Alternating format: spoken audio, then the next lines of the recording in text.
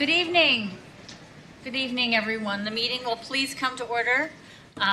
For anyone standing, there are seats available. Feel free to sit in the front row. This is a regular meeting of the Board of Trustees of the Village of Wilmette. Welcome, everybody, to our full house here today. We will start with the Pledge of Allegiance. Please stand. I pledge allegiance to the flag of the United States of America and to the republic for which it stands, one nation, under God, indivisible, with liberty and justice for all.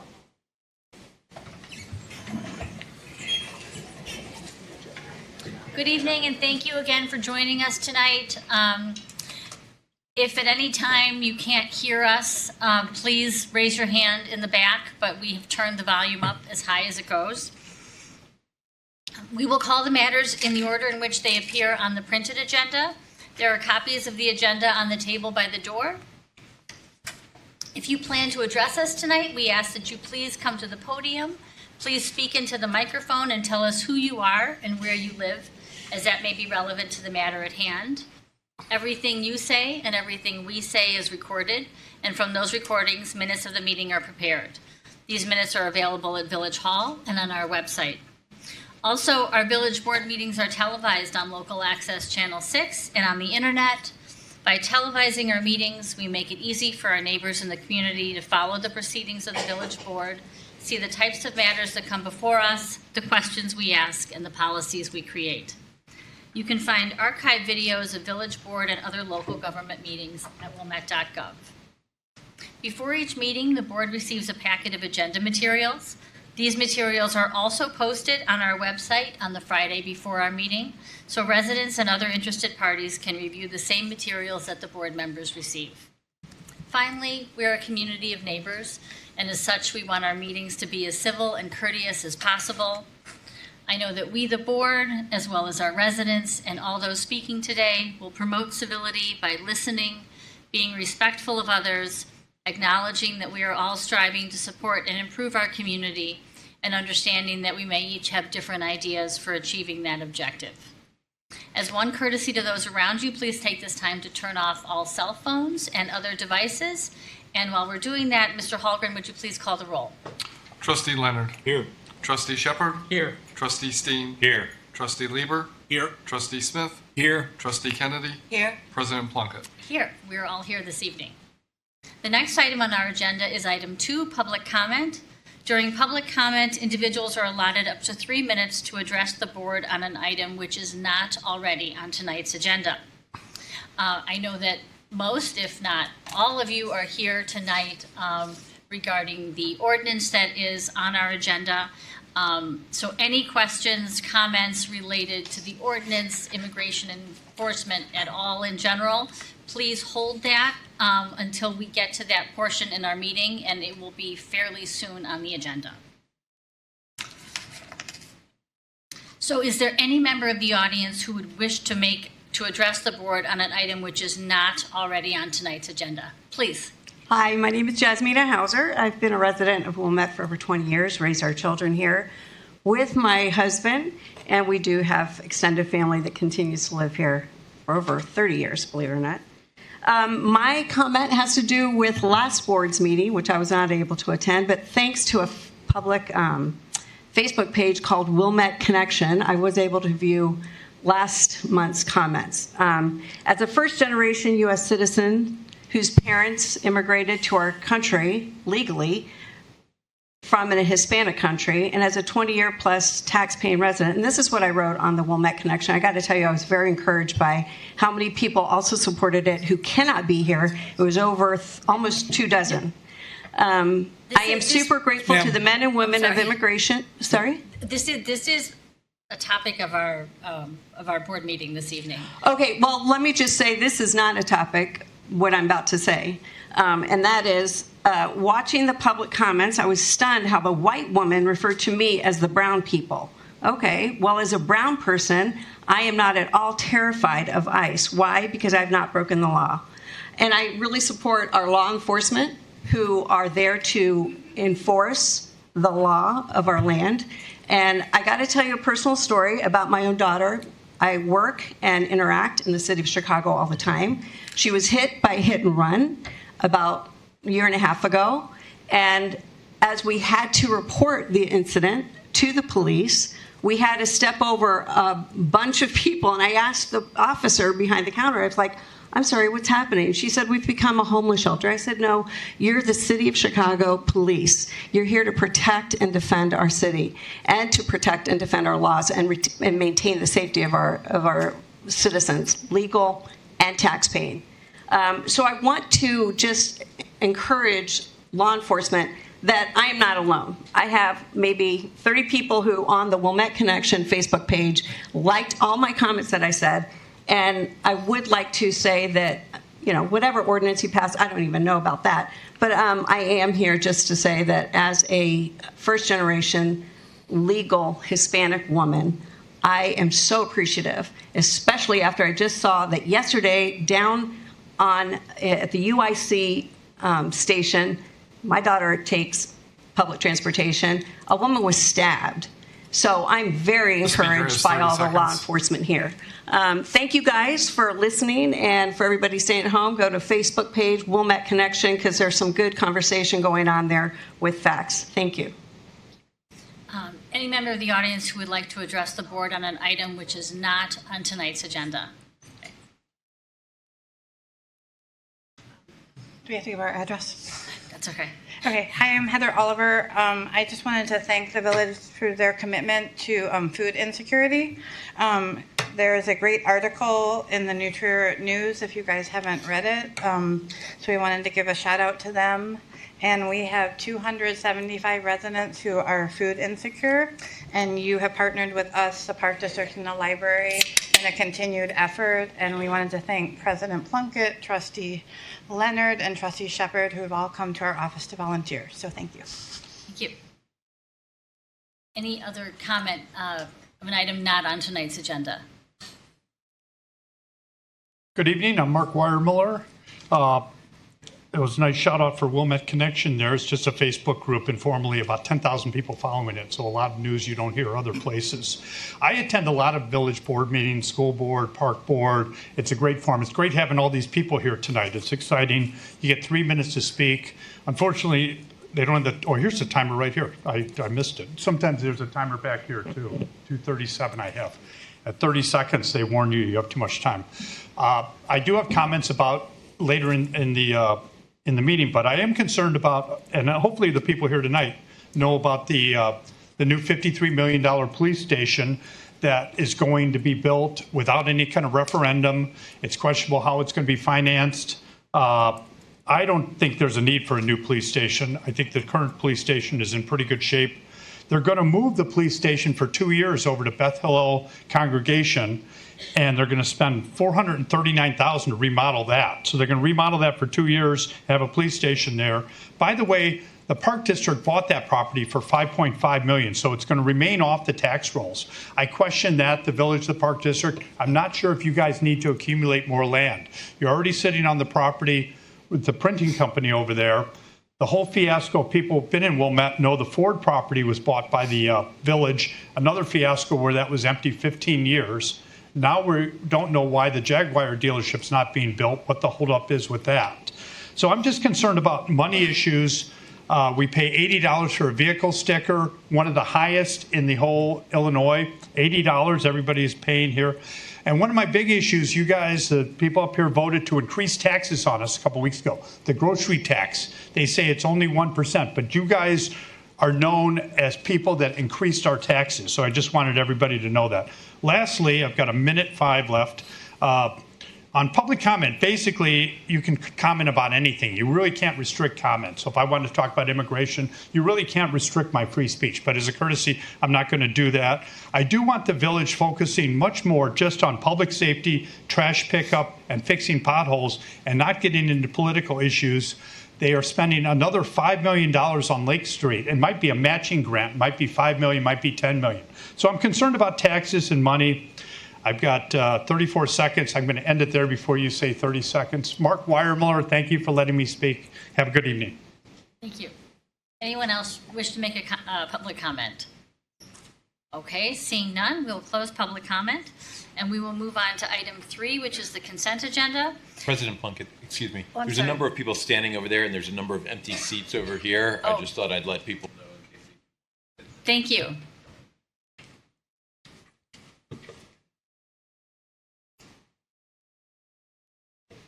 Still plenty of empty seats, and we actually have an entire row of seats along the other wall as well.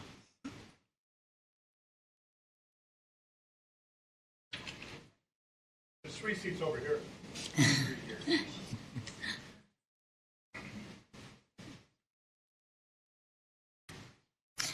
Item 3 is the consent agenda, as described on the printed agenda. Items which are either routine business or normally not debated by the village board are on the consent agenda.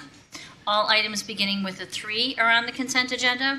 And tonight, the consent agenda consists of items on page 1, beginning with item 3.1 through page 3, and ending with item 3.20. Items on the consent agenda are up for approval tonight. If an item is not removed by a member of the audience and is not removed by one of the trustees, the item will be approved and it will not be discussed. Are there any items that the trustees would like to remove from the consent agenda? Okay, all shaking their heads no. Is there any member of the audience who would like to remove an item from the consent agenda? Seeing no hands, may I have a motion to adopt the consent agenda? So moved. Is there a second? Second. It's been moved and seconded. Mr. Hallgren, would you please call the roll on the motion to adopt the consent agenda? Trustee Leonard. Aye. Trustee Shepherd. Aye. Trustee Steen. Aye. Trustee Lieber. Aye. Trustee Smith. Aye. Trustee Kennedy. Aye. And President Plunkett. Aye. Motion carries. The consent agenda has been adopted. If you are here for an item on the consent agenda, it has been approved. To clarify for people who are here tonight, all the items beginning with a 3 have been approved. There will be no further discussion of any of the items on the consent agenda, so you are free to leave, but of course, you are more than welcome to stay for all or part of our meeting. Next, we have reports of officers, and I have a few introductions to make of wonderful residents who have stepped up and volunteered for service for our boards and commissions, and I am recommending them for appointment tonight. I'm going to start with Stephen Miller, who's been recommended for appointment to the Housing Commission. Stephen, are you? There you are. Thank you. Please come to the podium.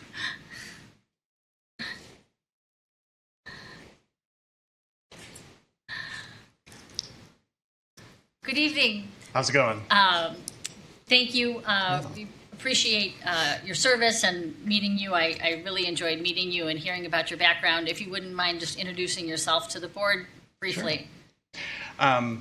Well, my name is Stephen Miller. I'm a law professor at Northern Illinois University. I've been a law professor for about 15 years. I teach issues around property, land use, and a housing law seminar. So I was really excited about this and a chance to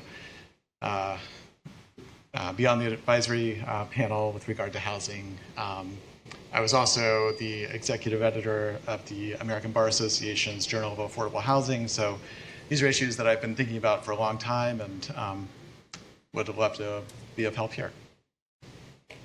Thank you so much. You clearly so well qualified to serve on the Housing Commission, and we can have a lot of work for you in the upcoming year or so. So I appreciate your dedication. Thank you. Seeing that I have an audience, I'm tempted to go on for another 30 minutes. But, And for the Plan Commission, we have some introductions as well. Tonight on the agenda, we have introducing Brendan O'Brien and Pedro De Jesus, who have been recommended for appointment to the Plan Commission, as well as announcing the appointment of Michael Taylor as the chair of the Plan Commission. And with us this evening is Brendan O'Brien. Welcome. If you could introduce yourself too as well. Hello, I'm Brendan O'Brien. I'm blessed to live in Wilmette with my wife and daughter. Grew up in Glencoe, went to New Trier, always envied Wilmette, the character and real estate. I help run Walgreens real estate portfolio nationwide.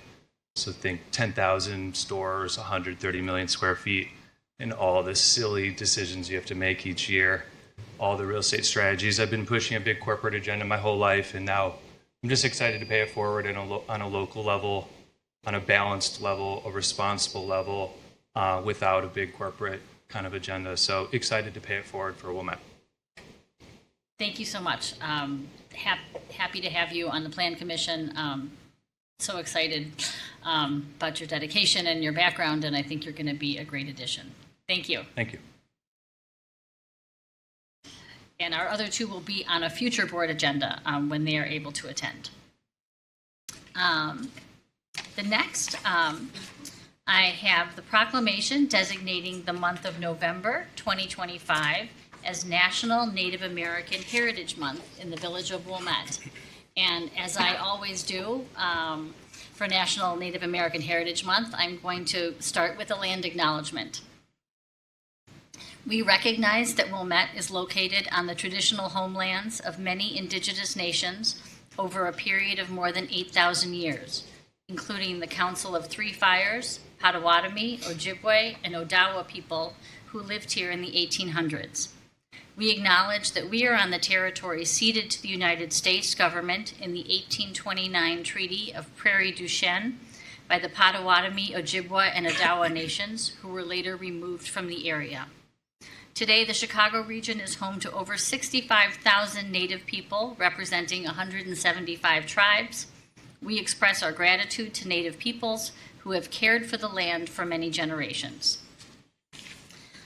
And as for announcements for Native Heritage Month, I'm sure many of you were in attendance at Sunday's Wilmette History Museum premiere of the film Wilmette, which was a product of one of the descendants of Archange Wilmette, Sharon Hoag Stratton, and that premiere was also standing room only, so that was very exciting to see. If you haven't seen it already, I would encourage you to see the new exhibit at the History Museum, Wilmette, a Retelling. I also wanted to let you know that the Wilmette Library will give you a free pass to the Gitchagami Indigenous Nations Museum on Central Street in Evanston. Even without the pass, it's only $6, but it's a wonderful resource, and I would encourage you all to go. And now I have the honor to read the proclamation. Whereas the village recognizes that Wilmette is located on the traditional homelands of many indigenous nations over a period of more than 8,000 years, including the Council of Three Fires, Potawatomi, Ojibwe, and Odawa people who lived here in the 1800s. And whereas the village acknowledges that we are on territory ceded to the United States government in the 1829 Treaty of Prairie du Chien by the Potawatomi, Ojibwe, and Odawa nations who were later removed from the area. And whereas Native American Heritage Month began in 1976 and in recognition was expanded by Congress and approved in August 1990, designating the month of November as National Native American Heritage Month. And whereas National Native American Heritage Month is an opportunity to celebrate Native Americans whose contributions have strengthened the Chicago region, which is home to over 65,000 Native people representing 175 tribes.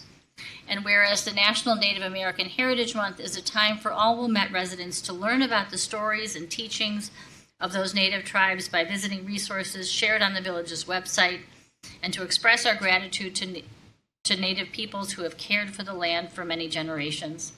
Now, therefore, I, Senta Plunkett, Village President of Wilmette, proclaim the Village of Wilmette's recognition of the month of November 2025 as National Native American Heritage Month, and I call upon all people of Wilmette, Illinois, to learn more about various tribal nations and to celebrate this month. Thank you.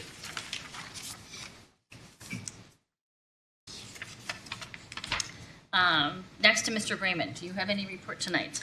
I just have one item. We received a number of questions today asking why the Wilmette Post Office was closed. To answer those questions, there was an interior ceiling collapse in the mail sorting room on Monday evening that our fire department responded to. While no one was injured, there was significant damage inside the facility. We do not have a date as to when they're going to reopen or the impacts on Wilmette mail service. If we do get any more information, we'll be sure to share that to our Facebook page. Thank you. Next, I have to waive the rules. Two motions? Okay. Okay, so I am, I think I had that. Thank you. Okay. Next is what many of you are here for tonight, the introduction of Ordinance 2025-092, responding to Operation Midway Blitz, waiver of rules, and then adoption of Ordinance 2025-092, responding to Operation Midway Blitz. Am I just doing the motion to introduce it now? Yeah, we can do a combined motion, or we can do a combined motion to To waive the introduce- rules and adopt the ordinance. Okay, so I so move to waive the rules and adopt the ordinance. Is there a second? Second. Mr. Smith, so it's been moved and seconded. So this evening, I have a few things that I'd like to say, and then I'm going to turn it over to Mr. Brayman for a short presentation about the ordinance that has been drafted. After that, trustees will have a chance to make any comments and ask questions. Then we will open it up for public comment. Everybody will get a chance to speak if they so wish. And then the trustees will make some final comments, and we will vote on the ordinance. Since the federal government launched Operation Midway Blitz this September, we've seen on the media the scenes of federal immigration enforcement activities in Chicago and our neighboring communities and the chaos and violence that often ensued. It has been a distressing and frightening few months in our region, not only for those immigrants and their families whose lives have been directly impacted, but for entire communities as the ripple effects have multiplied. As we watched enforcement actions unfold in other communities, trepidation mounted here in Wilmette. Many of our residents spoke out and made their voices heard. 2 weeks ago today, those seemingly impossible scenes that we had witnessed in other communities came to Wilmette.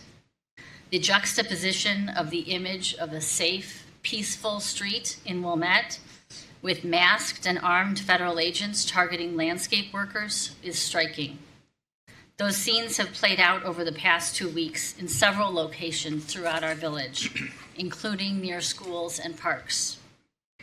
Many of our residents have been shaken to the core to see landscape workers doing their jobs in the face of immense risk to themselves and their families, targeted, arrested, and taken away in an instant. Those images are what brought many of you here tonight. And as I said earlier, we are standing room only. I don't think I've ever seen our council chambers so packed. I know that for a lot of you, this may be your first village board meeting. Perhaps it's the first time you've ever spoken up to your local, state, or federal leaders. But you felt the need to be present tonight, and I'm heartened to see you all here. Many more of our residents have reached out to us by email with similar messages.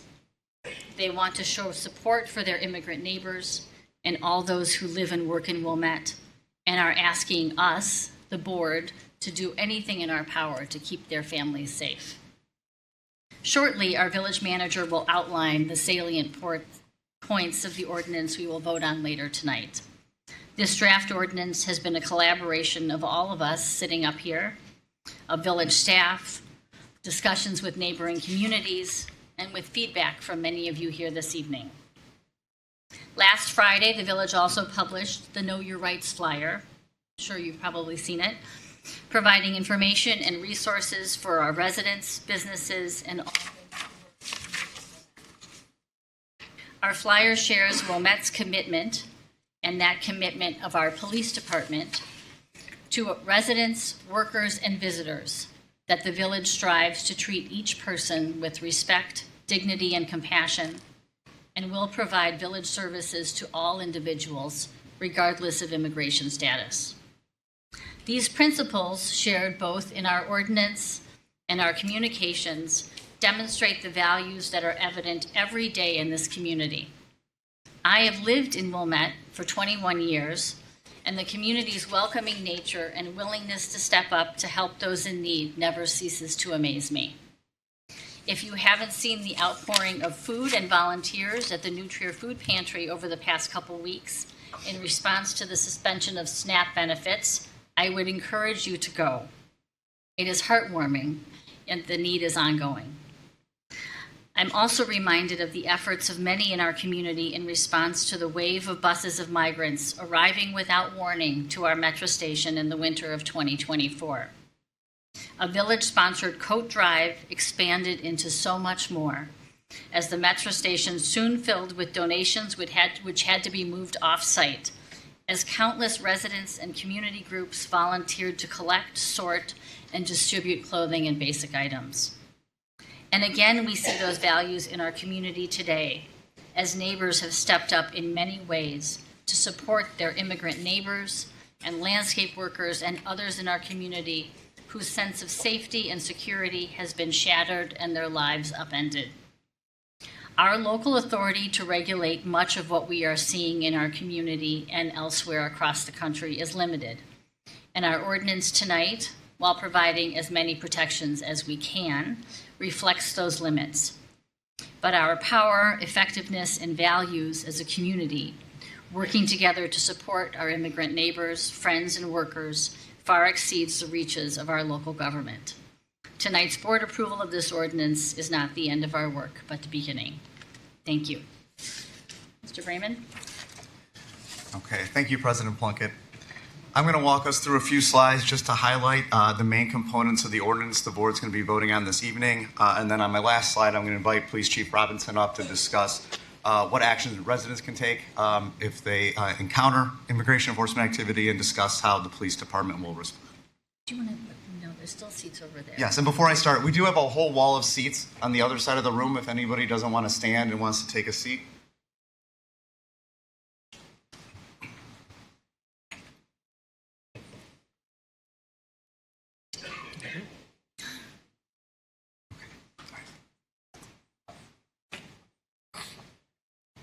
So this slide here highlights what has transpired over the last couple of weeks in Wilmette and what has set the table for the ordinance that will be voted on this evening. At our last village board meeting on October 28th, a number of residents had addressed the board during our public comment period, expressing the concern for their immigrant neighbors, our immigrant neighbors, and asking the board to consider policy clarifications and communications that would address immigration enforcement in Wilmette.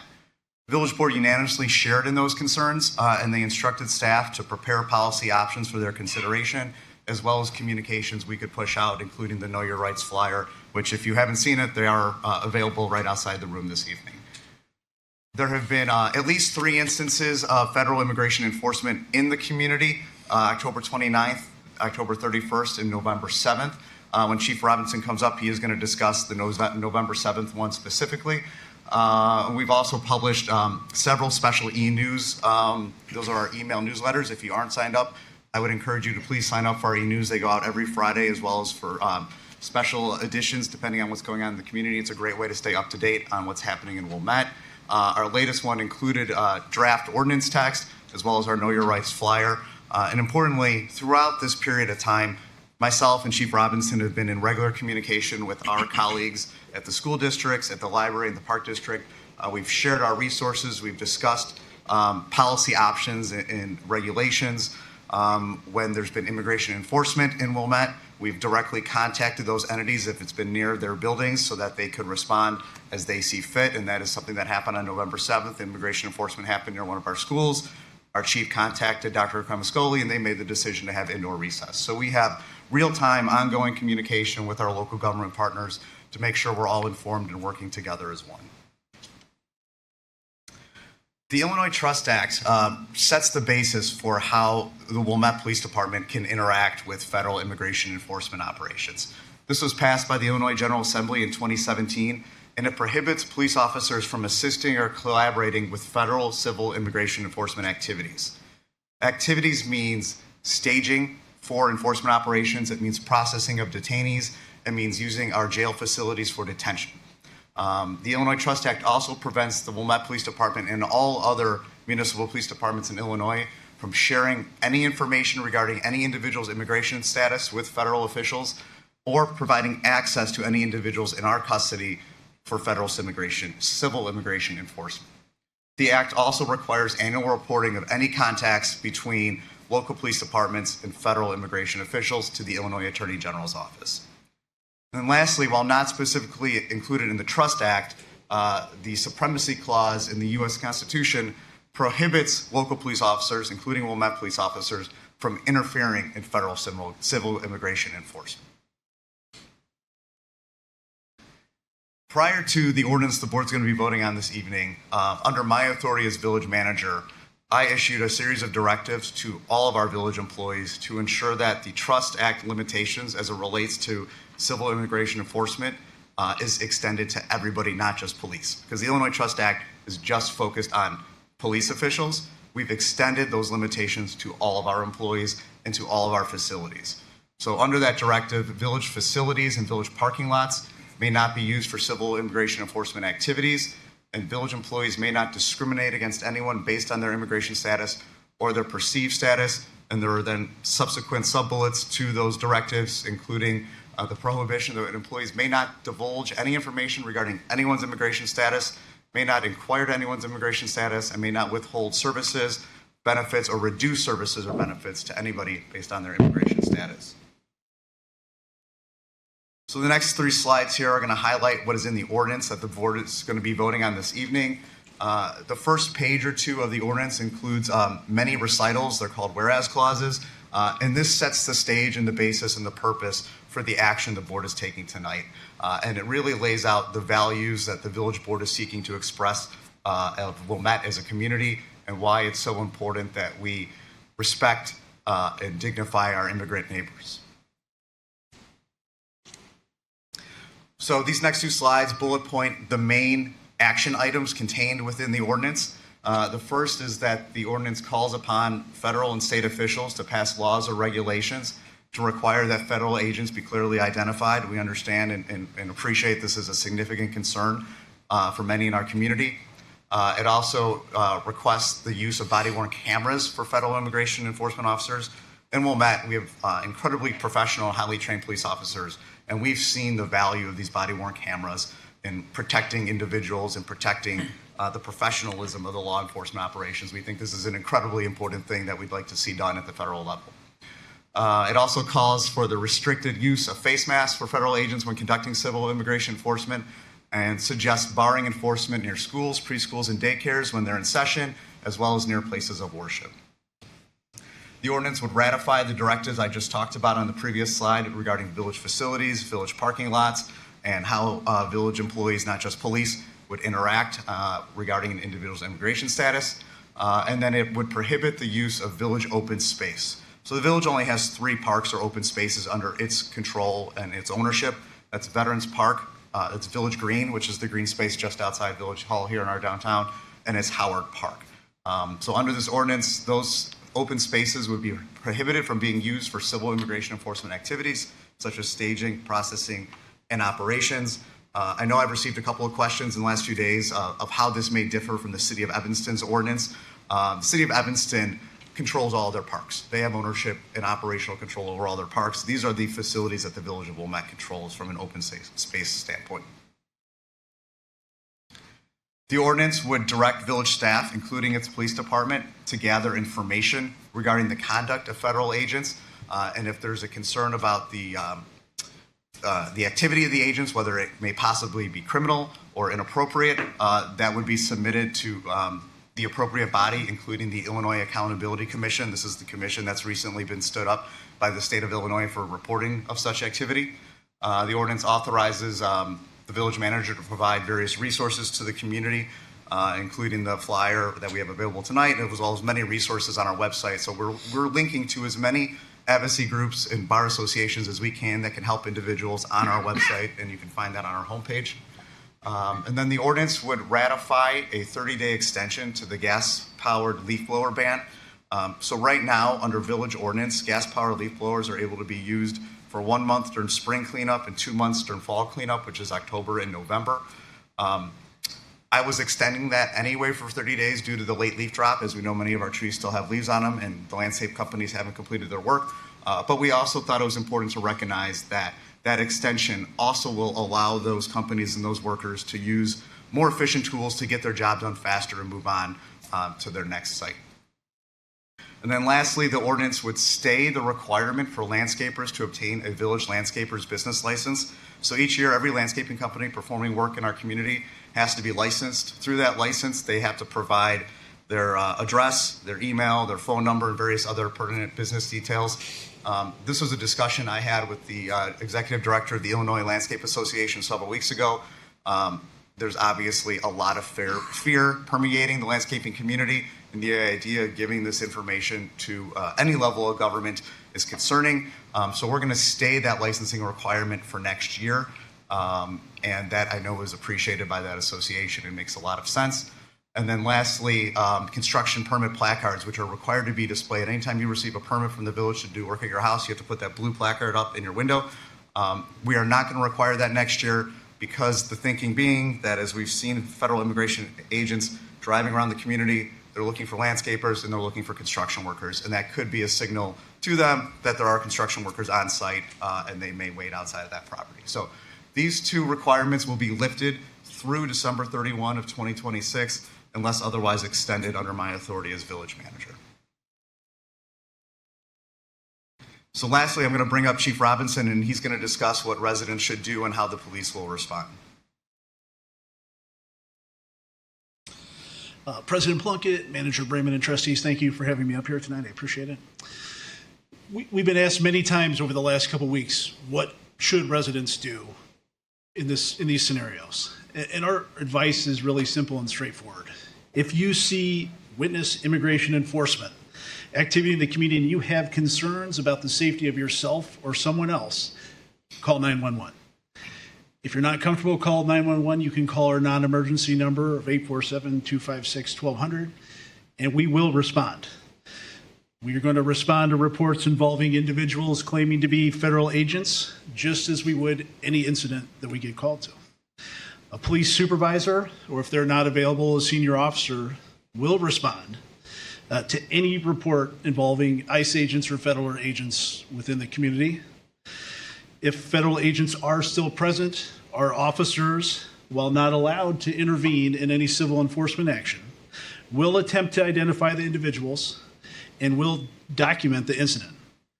And we will submit reports to the Illinois Accountability Commission as appropriate.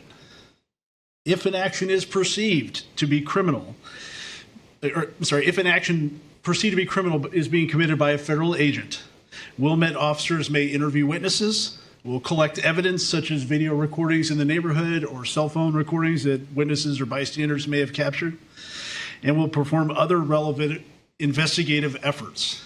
The findings of these investigative efforts will be forwarded to the Illinois Attorney General's office or the Illinois Accountability Commission as deemed appropriate. Now, as many of you are aware, last Friday on November 7th, there were two ICE incidents that occurred in town. One at Eden's Plaza, which we responded to, and the second one on Thornwood Avenue in Kenilworth Gardens, which, due to communication error, we were not notified in real time. We have taken steps to safeguard that this does not happen again, and I want to ensure the community that we will respond to all ICE-related calls as we would for any call of service. Any questions from the trustees? I think there was a third one in Kenilworth Gardens on Greenwood as well. On the same day on November 7th? Yes. Yeah, it's kind of the same crew. Yeah, I'm referring to the same incident, yes. Okay. Mm-hmm. Thank you. Thank you for clarifying that. Any questions for the trustees? Okay. I do have a couple of Sure. questions. Yeah, go Please. ahead. We've seen scenes, particularly in Evanston and in the city, of bystanders being tear gassed or hit with rubber bullets or pepper balls or whatever. What is the Wilmette Police Department going to do to sort of de-escalate a situation involving bystanders and protect them? That's a great question.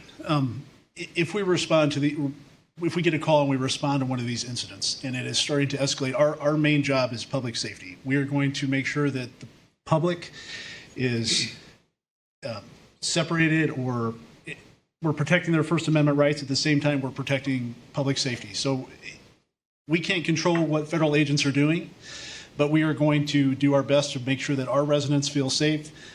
and have the best protection available, and we will call additional officers as necessary to make sure that public safety is being maintained. Thank you. And again, referring to Evanston, Sure. there was a recent event in Evanston, I think over the weekend, where a bystander, was hurt very badly, and the Evanston police did not call for an ambulance. What would we do in a situation where a bystander or a potential detainee were injured and needed immediate medical attention? Absolutely, we would contact our fire department and they would provide whatever medical care is deemed necessary by them. Thank you. And what can we do to ascertain, as just individuals, Sure. what can we do to ascertain whether people really are ICE agents or imposters? I don't know whether there are imposters out there, but I think there's a fear that they might be. I understand that fear, and that's in a lot of the residents we've spoken with and community members, this is a concern that's brought up. We have no indications that has occurred in our jurisdiction or in neighboring jurisdictions. All evidence that we have is, especially when we're getting these calls, is that these are groups of multiple vehicles or ICE agents that are out doing what they're considering legitimate civil enforcement action. And by the way, some of these questions come directly from letters we've gotten, so Sure. that's one reason they're on my list. What can our police do if ICE agents enter private property without a judicial warrant and without the permission of the homeowner or property owner? I'm going to jump in here. So as far as is entering into without a warrant, that essentially would be a Fourth Amendment violation. Technically not a crime. Officers will have no jurisdiction to arrest. Can't hear you. Yeah, just kind of, Really? it's a little hard to hear you. I'm sorry. Sorry. It's okay. So technically, entering into private residence would be a Fourth Amendment violation, a constitutional violation. Again, with the assumptions that there's no warrant and the assumptions that the person that they're trying to detain is not lawfully being detained. Officers cannot stop or interfere with that particular type of activity. However, what residents can do and what residents should do is obviously, this is listed in the Attorney General's Know Your Rights, which we have a bunch printed out. I highly recommend that if you are concerned that you do pick one up on the way out. It does give general ideas. And one of those general ideas is obviously to, before they enter your home, federal agent enters your home, close your door, lock it. If they do enter your home, do not resist, do not fight with them, call 911, and then immediately seek the counsel of the Attorney General's office or an attorney. Because at that point, you would probably have a cause of action in federal court, and you would need your own attorney or the Attorney General to take that up for you. And this may be for you too. I'm sorry. Sure. Can private businesses refuse to serve ICE agents, and can they refuse to allow ICE agents access to areas generally off limits to anyone but employees? And third, can they lock their doors and refuse entry to an ICE agent without a judicial warrant? So again, yes, I think a private business, and there's another Know Your Rights for the Illinois Coalition for Immigrant and Refugee Rights.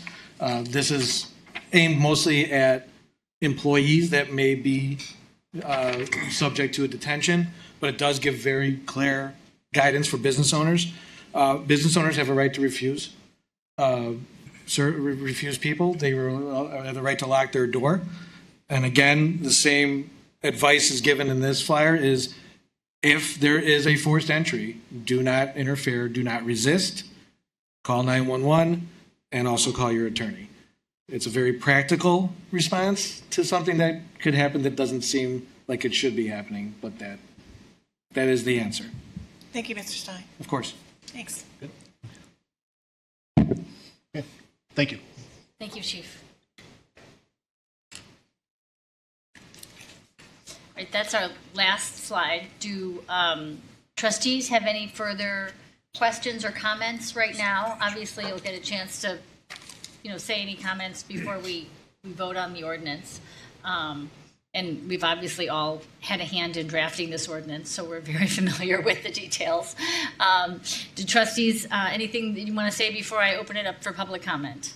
I have another question, sorry. Yes, please.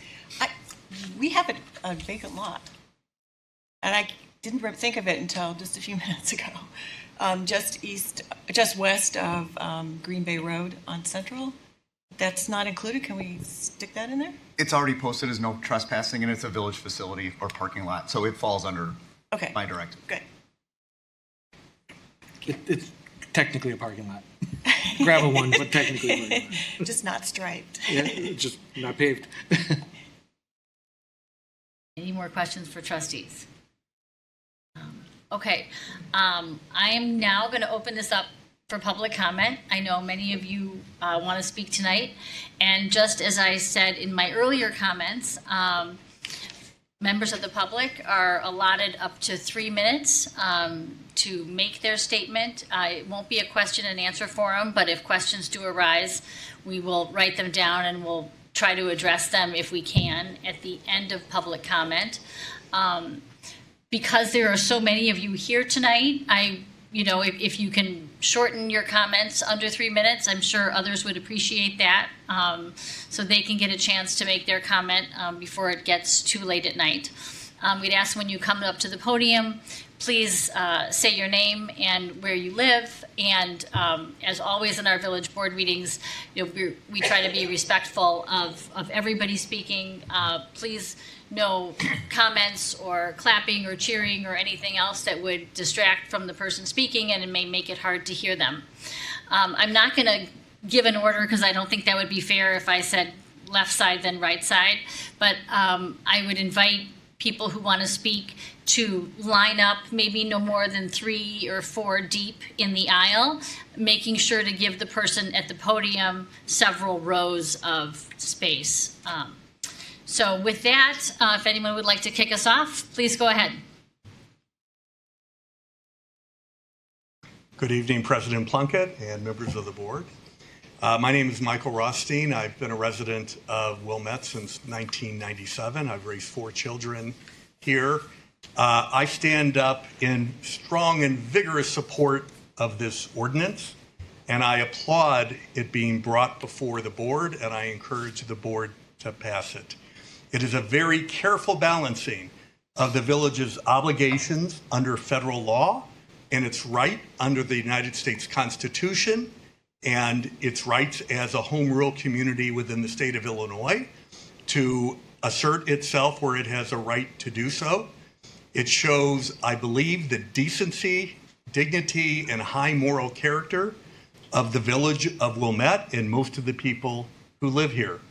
I am disheartened to hear the people that are so dismissive of the people who are the victims of the enforcement efforts that we've been undergoing. You just hear it in their voices, kind of a sneering disdain for the people. If you notice in the ordinance, it's referring to civil enforcement actions. They talk about criminals as if the people being detained who are here, who are perhaps undocumented, are equivalent to murderers or the worst and have committed active crimes. In fact, there are immigration lawyers in the audience here, I believe. I am not one. But it's my understanding that where it may be illegal to cross the border, it is not illegal to be here without documentation. And there are reasons that someone could be here without documentation and have a legal right to be here. And as we know from all the reports and the court rulings, that has not been honored by the federal government. They are grabbing U.S. citizens. They are grabbing people who are in the midst of proceedings to seek amnesty or to seek refugee status. They are grabbing people at the courthouse door who are doing things legally for the right to be here. And so to not respect the right of people to seek the protection of the government or the courts, I think is very sad indeed. And again, I commend the board if it enacts its ordinance, as I hope it does. And thank you for helping me be a proud member of the village of, or citizen of the village of Wilmette. I'm sorry. I know people want to clap, but it's going to hold off on that. Thank you. Hi, good evening. My name is Cindy Fay, and I'm speaking as a member of the Coordinating Committee of Heroes Healing Everyday Racism in Our Schools. Dear Village President and Trustees, we are speaking as neighbors, parents, and community members who believe that every person in Wilmette deserves to feel safe and valued, no matter the color of their skin or where they were born. In recent weeks, we've learned of ICE agents driving through our community, stopping and detaining people who appear to have brown skin. These actions are not based on warrants or credible information. They are acts of racial profiling, plain and simple. They sow fear in our neighborhoods and send a terrible message to our children about who belongs here. We ask the Village of Wilmette to use its legal authority to stop this injustice. Specifically, we urge you to, and thank you for this ordinance, post clear signs on all village property stating that no one may use village spaces for immigration enforcement without a warrant. Ensure that village employees and departments do not cooperate with ICE and civil enforcement actions, and publicly affirm that Wilmette stands as a welcoming, inclusive community for all people. Chicago has already taken these steps, and we believe Wilmette can and should do the same. Our community must show that racism and intimidation have no place here. We love this village and the values it stands for. Please act to protect every resident's right to live free from fear and discrimination. With hope and conviction, Heroes Healing Everyday Racism in Our Schools. Thank you.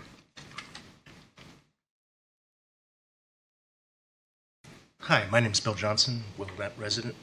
I don't know what I'm legally allowed to do to make it as least hospitable for ICE in Wilmette as possible. And I've heard about what our rights are. I'd like to know how to make it inhospitable for ICE agents in Wilmette. And I don't know what I'm legally allowed to do. And I guess my question might be for Chief Robinson or anyone else that might know of any actions or any actions that are acceptable from your perspective that we're allowed to do to make sure that they do not have a good time in Wilmette. This is a legitimate question. Oh, we got whistles. I'm assuming the whistles are not just to let people know that they're around. When I think of a whistle, I think of something that's annoying to hear. So there's other things like that, and I'd like to know what we're allowed to do. If I'm allowed to ask questions. If there are any questions, as I said, we'll take it at the end of public comment. Thank you.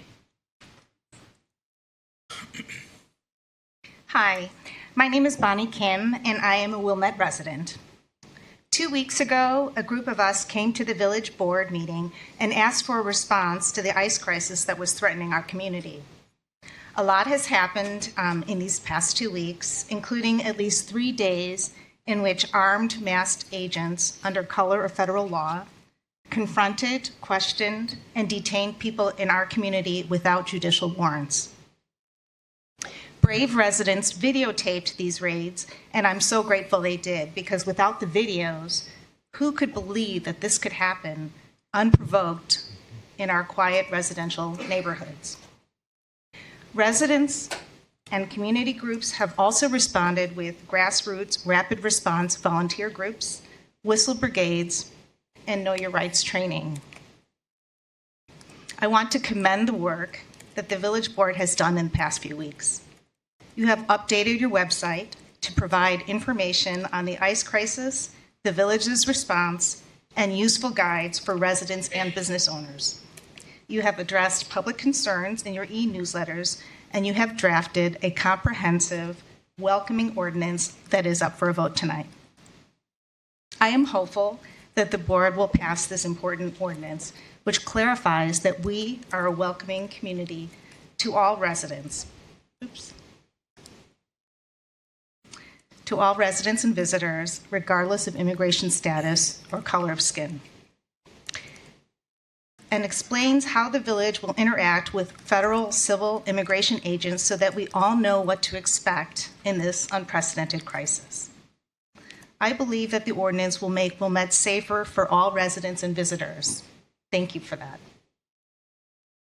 From talking to neighbors and reading the scores of emails from residents in the meeting materials, it is clear to me that there is still a lot of confusion about what federal agents can and can't do. For example, can ICE agents go into businesses or schools? Can they go into our backyards? Can they detain U.S. citizens? what the state or village can and can't do. Can the village prevent ICE from operating in Wilmette?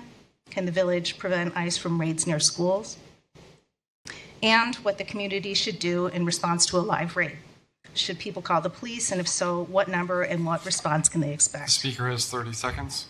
A lot of this information is available on the village website now and was addressed here tonight by Mr. Brayman and Chief Robinson. I hope that there will be efforts to further push this information out to the public.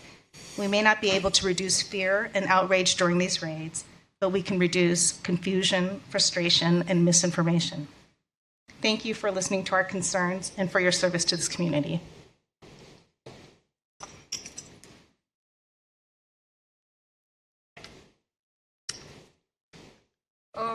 My name is Ollie Brown, and I live at 1416 Gregory Avenue, Wilmette, and this is my brother Julian.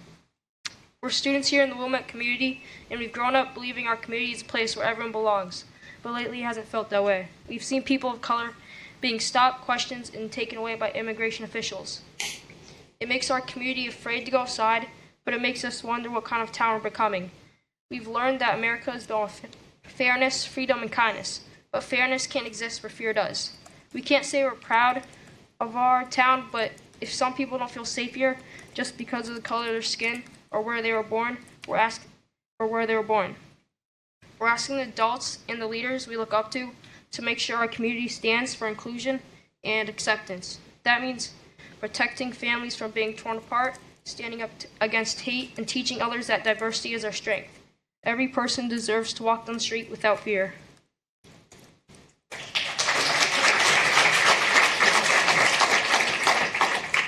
We are asking for the Wilmette Police Department's support in ensuring the safety and dignity of all members of our community.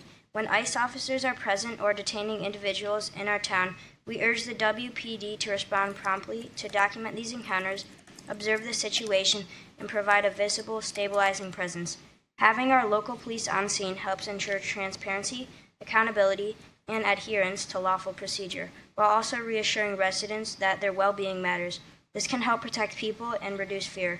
We might be kids, but this is our home too, and we want to grow up in a town where everyone is treated like they matter because they do. Thank you for your time.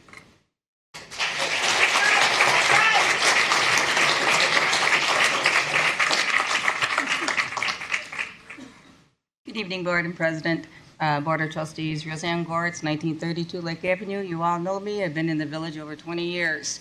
I have a current problem. I'm not going to deal with immigration because I hope our officers and everybody is great with humanity that deserves the right to be here. Speaking in regarding to the permit process, needs to be corrected and not waived only because of the fact that we have different types of housing that is here and here. I live in a townhouse, and you all know which one I live in, and I have a current problem going on where the next door neighbor has damaged my property on both sides of me, east and west.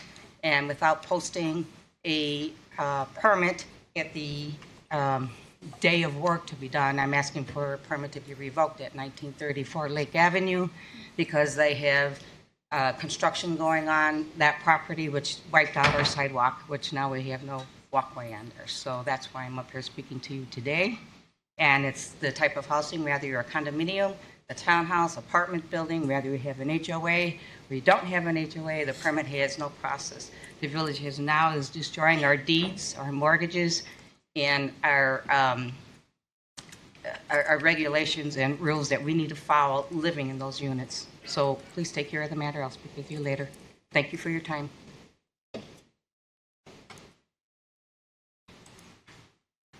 Good evening, Mark Weiermiller again. It's great speaking twice at a public comment. I go to a lot of village meetings, and I wish we had this much excitement for other things going on. Like, for instance, one situation in public safety, we have the two suspects detained right now in Cook County Jail that robbed the woman at gunpoint a year ago, May. And there doesn't seem to like a lot of interest in that. We're not sure if they were illegal aliens or what their situation is, but I wish there was the excitement about things directly like that. These two suspects, I guess, are in jail now. It was probably the largest crime in Wilmette last year. So moving on, I'm concerned. I brought my whistle here. So showing what whistling is like, I'm concerned about the whistling thing. Whistling is for refereeing. I do referee some sports. It's also for emergencies. It's for dog training. I don't know if you guys ever seen the movie Titanic when Rose is blowing her whistle and to be rescued in her boat. So using a whistle to obstruct law enforcement, and specifically, I do support law enforcement, whether it's Wilmette Police, Cook County Sheriff, State Police, ICE, U.S. Marshals, FBI. I'm very pro-police, and ICE is just another law enforcement agency. You might not like what they're doing, but they are a federal law enforcement agency. I would recommend not getting involved in anything with them because you might be obstructing justice. You don't know exactly what's going on. So there's a lot of misinformation going on here.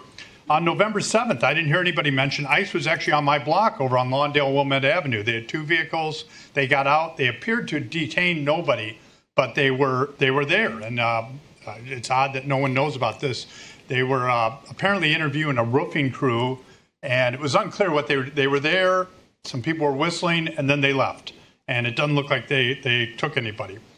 Furthermore, on the Constitutional Supremacy Clause, it's unenforceable with the Trust Act to bar police from helping ICE with any kind of criminal warrant. A new village rule only adds to legal risk. They might withhold federal grants for things like body cams, radio training. I would not be fooling around with any kind of things to defy the federal government. There's also, this is what happened in San Francisco. They ended up defying federal government. It was a huge problem. Furthermore, nationwide public opinion polls show most people support, 30 seconds here, deporting illegal aliens or people with criminal backgrounds specifically. And that, my understanding, that's who ICE is going after. And I've had direct interaction with this. No, I'm sorry. No, we're not. No comments from the audience. Please, we let everybody speak. Okay, I lost my train of thought there. I request 12 more seconds. But back to what I was saying, public opinion, basically even a New York Times poll has 75% wants people that are criminals deported. So with that, I'm out of time. Thank you. Again, I wish the village would focus more on public safety, trash pickup, fixing potholes. I'm sorry I'm not staying. I'm heading over to the Wilmette Theater. They have free music tonight, or it's $10 actually. I recommend everybody going over to the Wilmette Theater afterwards. Every Wednesday, music over there. Thank you for your time.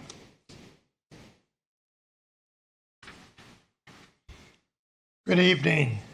I'm John Jacoby. I reside at 1925 Lake Avenue. On May 7, 1991, the village board unanimously adopted this goal for our village. Take measures to assure that Wilmette is not only de jure, but also de facto, a community which is open to persons of all races, religions, and national origins. Since that time, 34 years ago, striving to be a welcoming community has officially been part of the village's DNA. And in recent weeks and months and years, scores of our residents have voiced their ongoing support for this goal. It's the federal government that created this crisis. For years, Congress has failed to pass new immigration laws that deal compassionately with the ever-growing population of undocumented immigrants. Today, the executive branch is not only enforcing these outmoded and outdated immigration laws, but it's doing so in a manner that seems un-American, indiscriminate, cruel, frightening. It's painful to see the impact of the federal government's failures here in Wilmette in our welcoming community. I commend our residents who've called upon the board to do what it can to mitigate this injustice. And I compliment you all and your staff for coming up with an ordinance that pushes, but hopefully doesn't exceed, the limits of your authority. Thank you.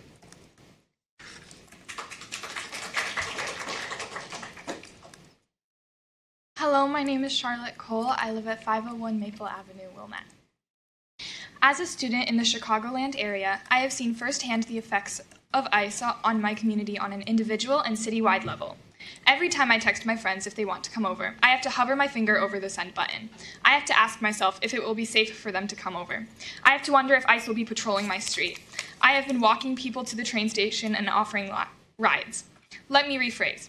It has been my duty as a 14-year-old, above the responsibility of the adults supposed to protect us, to safeguard my peers and keep all of us safe. Now, as a resident of Wilmette and a student, I would like you to vote yes for the ordinance in response to the Operation Midway Blitz. Thank you. Hi, I'm Elizabeth Grettinger. I'm Charlotte's mom. I'm at 501 Maple Avenue in Wilmette. My landscaping company has had 2 of its employees abducted in the last few weeks. I've asked them not to come and to pay them anyway, as I know so many in this room have done, but they're still working other properties in the area. As a mother of Jewish daughters and in keeping with my values, sanctuary is not optional, it's a mandate. And so I've given my door codes to the company for any of their employees who are in the area to use when they need shelter or when they're under threat. My home is one of welcoming, and I want our village to be one of welcoming as well. I appreciate a commitment to greater involvement from the police department when those who live here or work here are under threat. And I would like to know that if I'm in a situation where ICE is on the other side of my door without a warrant, demanding entry, the Wilmette Police will come to my aid, will document the encounter, and will enforce the law on behalf of its residents. Thank you. Hi, my name is Jonathan Yankin. I am a Wilmette resident. My wife and I have lived here for 26 years. I wanted to share a story. It's an email I received from a local landscaper who does a lot of business in Wilmette. They wish to remain anonymous, but I think their words are very powerful. So on Halloween Day, quote, I witnessed a devastatingly sad event with my crew as they watched helicopters circle over our construction yard, and seeing the fear in them was so painful to see. So far, none of our crew has been abducted, but we are feeling the effects of the terror by employees not coming to work as they are obviously fearful of ICE arrests. Then in a follow-up email, this person said, quote, we appreciate the support the community has shown the landscape laborers. We have limited staff showing up, and many have just quit. We are struggling to get all our clients' yards cleaned up from the fall leaves with the limited staffing. We are beyond grateful for many of our clients who have alerted us and told us to skip their houses or are willing to welcome our staff into their homes if need be. Wilmette is pretty awesome with that. Hi there. My name is Peggy Carol Prescott. I'm at 2201 Elmwood. I've never not felt safe in Wilmette until last Friday. As you know, the ICE agents raided Kenilworth Gardens. They had activities in front of 4 of my different friends' houses. And people were calling the police. There were unidentified agents, no warrants. They were going on a private property. At one point in front of Thornwood Park, they poured a bottle of water over someone's head and down his throat while he was restrained. And I was just confused that I keep seeing reports from the Wilmette Police that no incidents have been reported. So I wanted to make sure to report one and to find out why they didn't come when called. This incident went on for approximately 2 hours. So I went down to the police station. I spoke with Sergeant Sweet. He was very sweet. And I told him we don't feel safe. We were calling for help, and we felt very alone out there. And I said, I don't understand why you didn't come. He claims no one called. My husband stood next to a woman who was on the phone with the non-emergency number while whistles were blowing. It was happening when she called, and no one came. So I said, are you not allowed to get involved with ICE? And he said, no. And I said, okay, but they're also driving recklessly down Hunter Avenue at high speeds. I have a new driver in the family, and I don't feel safe with him on the roads. So he said that they didn't get any calls, which I disagree with because I know calls were made.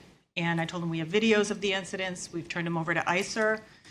And I just want to ask, why are the police not getting involved? I think if we're not feeling safe and we don't know who these people are and there have been reports of imposters, they need to show up and at least document it, at least ask for ID, or just make sure that we're safe. So I just want to say, when I asked him, is it legal for us to film? He said yes, and it's legal for them to film you, which felt a little bit threatening. So I just want to say, I've never been suspicious of the police.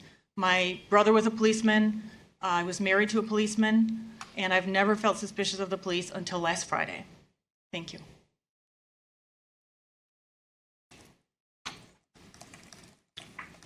Good evening. My name is Ju-Sirk Lee. I am a member of the District 203 New Trier High School School Board and a resident of Wilmette, and it is in the latter capacity in which I am addressing you today. My wife Shannon and I have lived in Wilmette for 20 years. My children grew up kicking balls in community playfield. They learned how to swim and skate at Centennial Park. They went to Mackenzie, Highcrest, WJHS, and yes, New Trier. I have personally borne witness to the work of this board in elevating the quality of all of our lives. And I have learned that when you appreciate a certain quality of life, you have to protect it. Many people have spoken passionately, eloquently about their feelings on this ordinance. Many have given very practical ideas that the board has acted on, and I'm grateful for that. So instead of rehashing those things, let me ask some simple rhetorical questions. How many people on this board, in this room, in this village, have thought to themselves recently that they have to carry their passport around? I have. And if you have not, I would challenge you to contemplate why. Are we to blindly accept poorly trained paramilitary, comically dressed in desert camouflage, not so comically, pointing armed weapons at moms with whistles, walking amongst our children as they are walking with their parents and dogs to school? Are we to blindly accept people being stopped and asked for papers, echoing the darkest chapters of world history? As someone who has managed very large P&Ls and budgets in my life, I have a fond appreciation of the dollar. But when the final bill comes due, when we look at the litigation, the cost to deploy all of these people and equipment, needlessly, I would add, to detain landscapers, nannies, nurses, who overstayed their visas because of our broken system, will that final tab be worth it? Speaker has 30 seconds. These are very, very challenging times. And it's difficult to see clearly in challenging times. I extend, let me speak, be so bold to speak on behalf of some people in the room. Extend my gratitude to this board for rising to the challenge of beating these times. And we give you the steel in our spines to do it.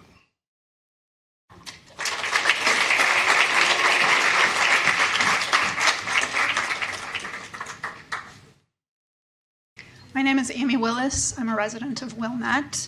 My first kind of echoing what the gentleman before me said, that thank you so much for standing up both here, as the trustees and village representatives, but also to the members of Wilmette who are standing up and saying, I might not fit that group, but I still don't think what's going on is okay, because as the gentleman before me referenced, historically, that is where some of the worst atrocities have happened, because everybody in the community said, it's not me, it's not my problem. And they didn't stand up and they didn't say anything. And so I am, as horrible as what's going on is, I'm also a little bit heartened by the fact that the community is saying, not in our backyard, and we're not okay with this. So thank you for that. I also have two questions. The first one is that I know people who are concerned, not necessarily in the village, but in general, that a lot of people who are being detained are illegal, or we won't get into how many of them really are, but when reading whatever we're looking to pass, the ordinance, thank you, that it says that village trustees are not to ask about people's status. I'm not saying I disagree with that, but I think if you can clarify that does that or does that not mean that somebody who is not eligible for those things are not going to be given money from the village, jobs, any of that, just to make it, whether it's in the wording or just to clarify, to assuage fears of anybody who holds that kind of a position. And then the second one is that the slides were talking about Operation Midway Blitz, and knowing that they are talking about pulling out of Chicagoland, I want to make sure that if they then come back under some other name, I read the ordinance, I don't remember the details, but that it is not specific to this time, that it is sort of evergreen in case this comes back again. Thank you.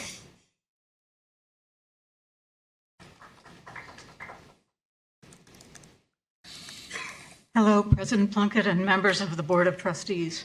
My name is Ann Treadway. I live at 935 Elmwood. I am one of two co-presidents of the League of Women Voters of Wilmette, and I am here with my other co-president, Maureen Doolin. I will be brief. Several days ago, we submitted a letter to you noting that the League's principal goal is the advancement of democracy through free and fair elections. In our democracy and under our Constitution, all people, citizens and non-citizens, are entitled to due process. What we have seen in various news reports is the opposite of due process.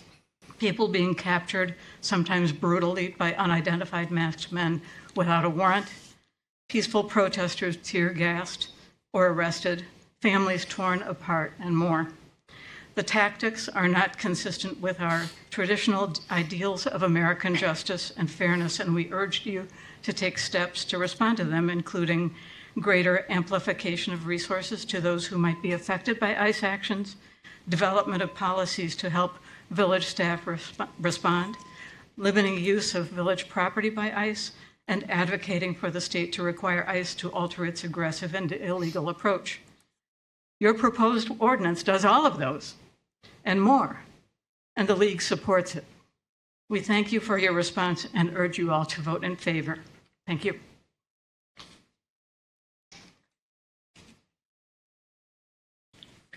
Hi, my name is Wendy Jablow. I've lived in Wilmette for the last 19 years. First, I want to thank Michael Brayman. Hopefully I pronounced the name right. I called last week, left a message asking for information, and he called me back within just a few minutes, took all the time to answer all my questions. I really appreciate his quick responsiveness and making me feel like my concerns matter. I very much appreciate the ordinance that's before you. However, I don't think it goes far enough. I believe we need to do more than document and ask the federal government if they can do better. You said you have no information that anyone is impersonating an ICE agent, but without asking people for their identification, you don't know that for sure. I assume that if I went out in flak jackets and combat boots with a mask over my face and tried to abduct people, that somebody would arrest me. I would hope that would happen.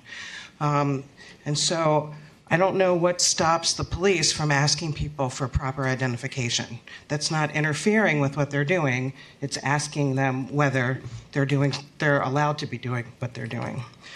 And if they don't have proper identification, I'm curious what stops the police from arresting them if they have no identification at all. Along the same lines, what stops you from asking for a warrant? I assume that if a police officer from another jurisdiction comes here to arrest a person without a warrant, the police would get involved with that action. A warrant is required by the Constitution to arrest somebody, at least as I understand. The Constitution doesn't allow kidnapping. So can't the Wilmette police stop anyone from taking people into custody without a warrant? So those are the questions I have. Thank you.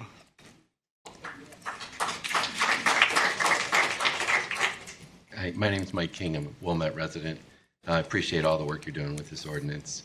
I have a very kind of a specific question. Is there anything that Wilmette as a government agency or us collectively as individual residents can do to require the federal government to tell us who they've taken, what they're accused of, where they're being held, and were they accused of a prior crime? You know, I think a lot of this was based on going after the criminals and drug dealers and rapists, and it doesn't seem like that's what's happening. And is there an accountability that we collectively or you can help try to get from them? Thank you.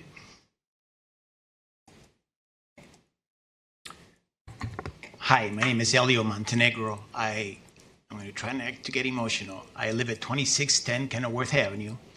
I am a former, actually one of the founders of the Hispanic Law Enforcement, Hispanic Illinois Law Enforcement Association. I briefly worked at DHS, and I am appalled at what I've seen here in Wilmette. I will spare my prepared statements that I left over there next to my wife. I simply want to share a couple of thoughts. When I was at about the age of the two young men who spoke earlier, I lived in Cuba. Sorry, bear with me. And I remember soldiers in front of our house going block by block, dressed in military gear with long guns, intimidating the population into submission. And they ultimately intimidated an entire country. That is what I saw here in Wilmette and what I've seen in communities nearby. I am appalled at that. I raised our kids here, 3 of them. They went to New Trier, played at Romer Park. We lived near Maple Park and played ball. And now I'm in fear of raising kids here if I had to do it all over again. Much like the gentleman earlier, I walk around with my passport, which is unheard of. I never thought I would have to do that in this country. Unbelievable. But I am heartened by the actions that the board has taken. I am heartened by this turnout. We've seen an incredible turnout, incredible support, only one negative comment, and hundreds of people who have stood up. I want to commend the work. I know it's a difficult job for the police, what they have to do. It's difficult, but I commend what they're doing. I commend what you're doing, and I truly, truly, truly am appreciative of this entire community. Thank you.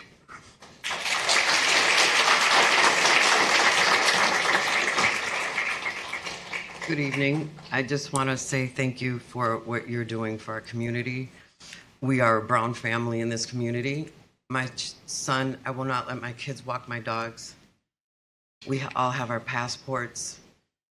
My 14-year-old, I won't let him leave the house at all. And I live in fear for my children and their safety. Will my son come home? I don't let him take the bus. He can't ride his bike. I won't let, not because I'm crazy, but I just don't feel that he's safe right now. So I appreciate all of your efforts on my family's behalf and this community and everyone. So thank you.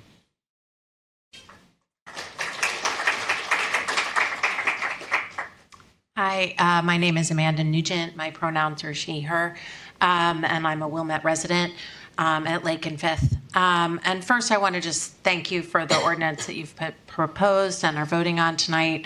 And I thank all the people here who have spoken so heartfelt. But I want to echo a little bit what the person said a few statements ago about, I don't know the legality of the ordinances and what everybody is allowed to do, but it doesn't feel like what you're proposing or what can be done is enough. It feels as though we know there are people, masked people, who are not identifying themselves, big, scary men with guns, tear gas, weapons, intimidating, and they are not acting within the law. We know this for a fact based on all of the documentation that people have done. They are not acting within the law. They are not supposed to be pointing guns at people. People are legally protesting, documenting, blowing whistles. Those actions are not against the law. And so my question is, if the police are only allowed to not interfere or de-escalate, it feels as though police, their role is to protect the federal agents instead of the residents here. And as a woman, granted a white woman, not a brown person, that feels scary when the police, like the person spoke before me, can't demand to see somebody's identification and proof that they have the legal reason to be there conducting what they're doing. So I would like to understand why more can't be done by the police. If we are coming into our homes or into our backyards and we know that that is not legal, then why can't the police do more to protect the residents and the people here? But secondly, my stories do not compare to those that have come before me, but I am just ashamed of where this country has gone. No Speaker has 30 seconds. person is illegal. There are no illegal aliens in this country or on this planet. They are human beings. And I've had more conversations with people offering to shelter them in my house, which is just an unthinkable statement to be making in 2025 in America. I know people who have family members who've been taken, and they are legal Americans, citizens. So thank you for what you're doing. I do appreciate it, but it doesn't quite feel enough.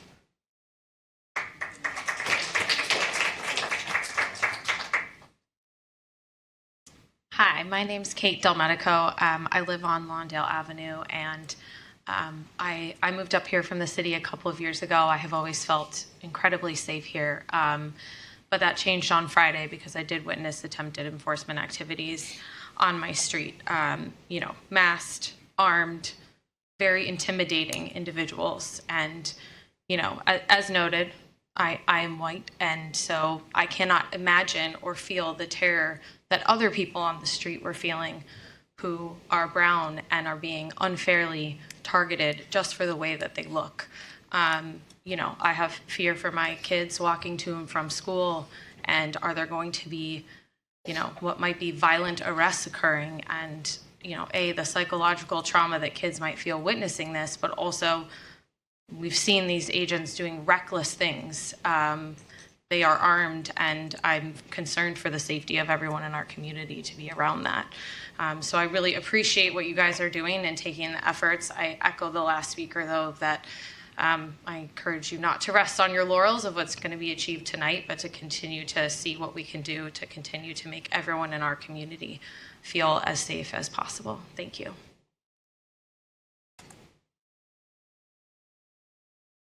Hi, my name is Ann Stevens, and I live on Sheridan Road in Wilmette. And over the last few months, I have learned things and gotten connected to networks of information that I never expected I would in my life. And I've also learned a lot about the resources in the village of Wilmette. And so since there's a big crowd here tonight, I thought I would mention too that I thought I was pretty informed, but I just signed up for the Wilmette e-News last week, I think. And I was also wanted to just highlight to everyone, it's a little bit buried on your website, Wilmette. We got to bring this up to the front page perhaps, but the Wilmette e-News, and also we are part of a smart 911 system that allows you to put in information about your family that responders might need to know about, which in this case, there's lots of things that kind of fall under that category. And then also it allows you to receive notifications from local law enforcement when things are happening in the community. So also had no idea about that until this week. So I just wanted to share that with everybody. Thank you. Good evening, everybody. My name is Lorenza Amigo. I've been living here for 8 years, and I am not an alien. I am a person. For the past couple weeks, I have felt the deepest kind of fear that I never thought I would feel living in this wonderful community. And I just want to give enormous thanks to the amount of people who have showed up ever since, the countless people who have not only helped all of you see what needed to be done, but also who have shown up every single day to do the work to protect every single person in Wilmette. This community has showed up, and those are the people who have made me feel safe. And so I'm happy that you are catching up and that you are putting new policies in place. I hope you don't stop at this. I hope you keep going. And I just really want to say, it's been, as an immigrant, as someone who could be picked up,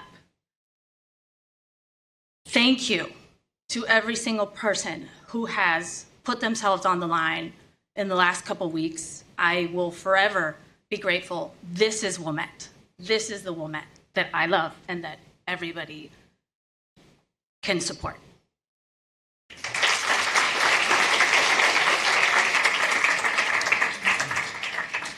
Hi, I'm Dave Lundy, longtime resident of Wilmette and a founding board member of the Illinois Holocaust Museum.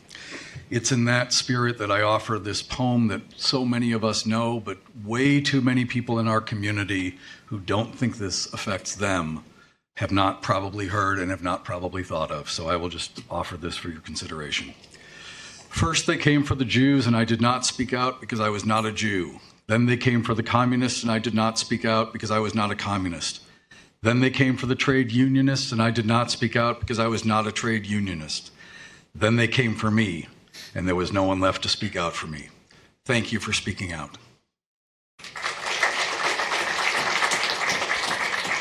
Hi, I'm Jim Tewinkle, Wilmette resident. I guess my only question is this ordinance the best that we can do? Are there examples around the country of communities doing something better, something more? So, if you pass this, can there be another review of other communities that look for the gold standard, not just to settle and to get something out there, but to look at what can we do in this community that sets the bar for every other community? Thanks.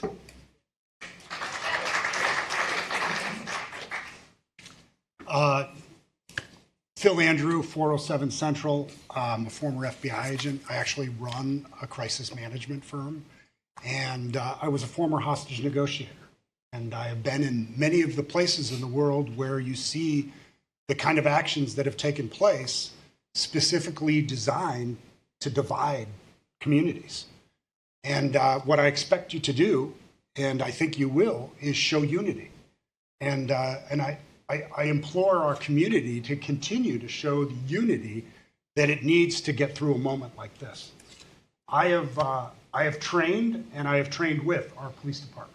I have great faith in them.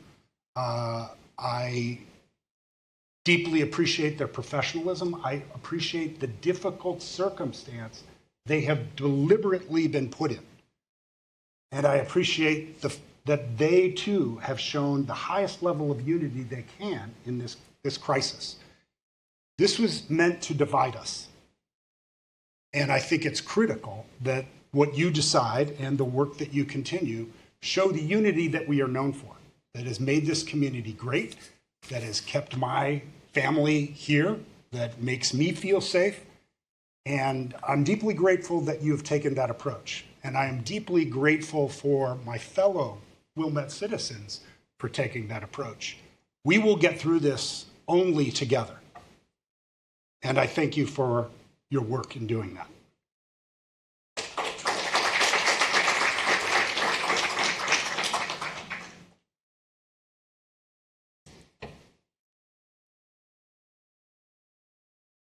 Anybody else wish to make a public comment?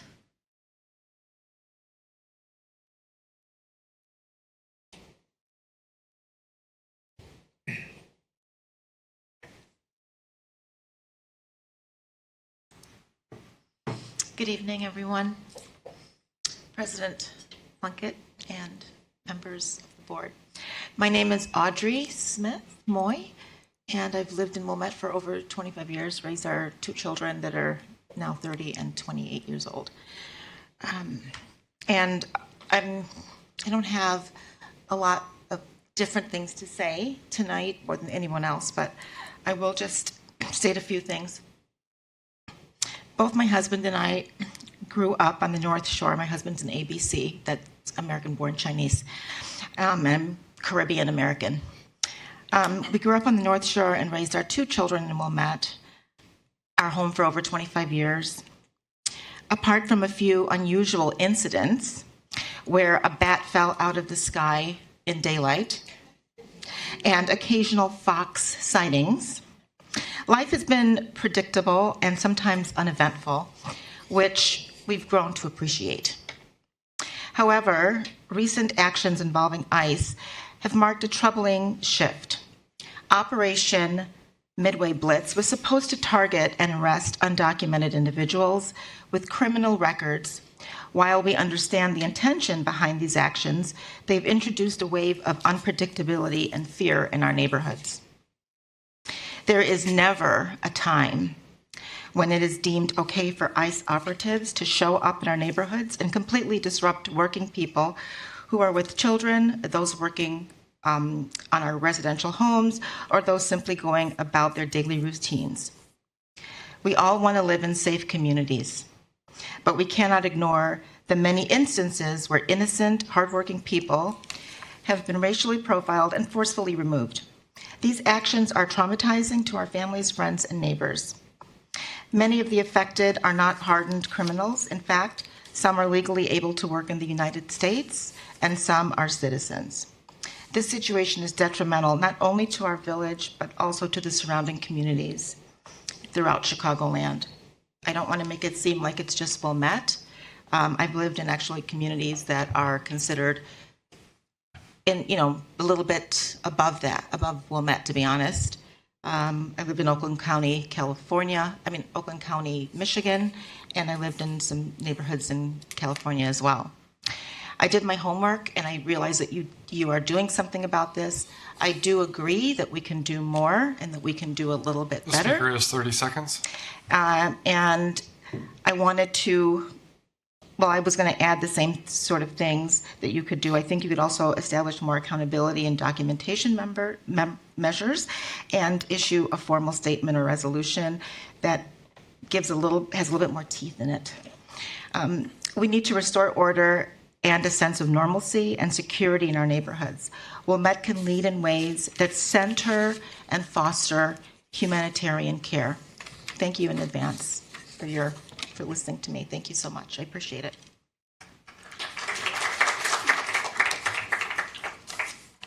Hi there, Bruce Seitzer. I've been here for 40 years. I do appreciate the ordinance that you all drafted.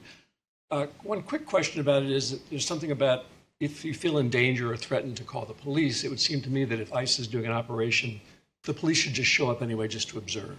I think that's what Evanston does. They have a supervisor who just shows up. My other question is, what is the enforcement of the provisions in the ordinance? If the person isn't wearing a mask, if they're not complying with all the things in the ordinance, what are the consequences of those actions? Thanks. Hi, Courtney Green. I live on Chestnut in Wilmette. I actually have the exact same question. I want to better understand how the Fed can react to our ordinance, and then what our rights are in terms of if we see ICE agents with masks on, can the police intervene? And then my other question was on the piece of the ordinance that says ICE agents can't be within a certain radius of schools. Like, what is the distance? I'd like to know, are we talking miles or blocks and whatnot? Thank you.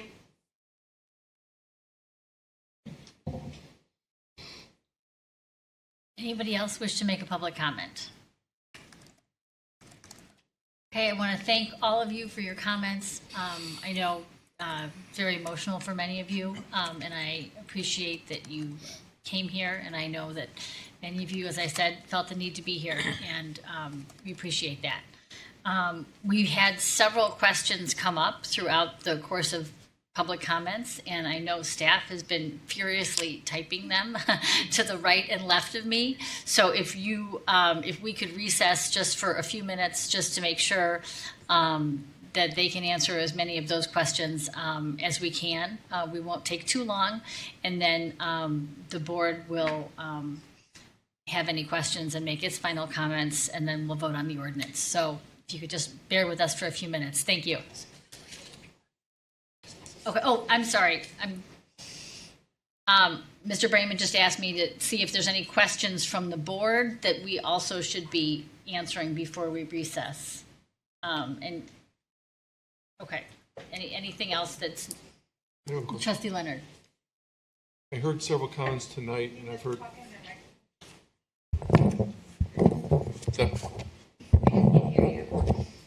There's something wrong with that. To get this fixed. Can you hear me now?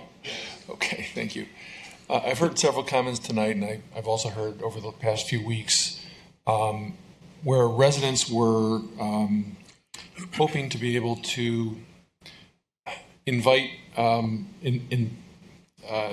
maybe landscapers into their homes if they were to hear that ICE agents were in the neighborhood. And I just wanted, maybe Mr. Stein could comment on, like, where is that line? What is it that we can do to assist, and where does that become problematic from the legal standpoint? Any other trustee wanted any questions at this time? Okay, so now we're just going to break for a few minutes. Thank you.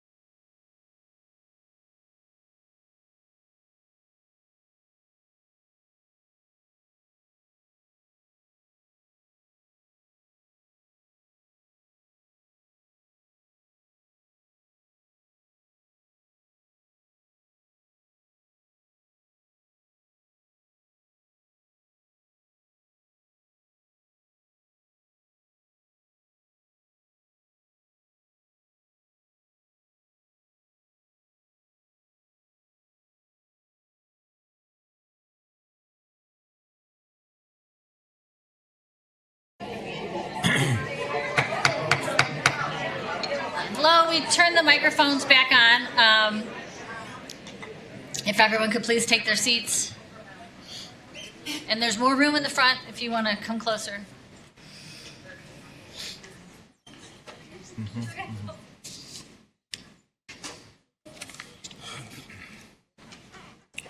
All right, thank you for your patience.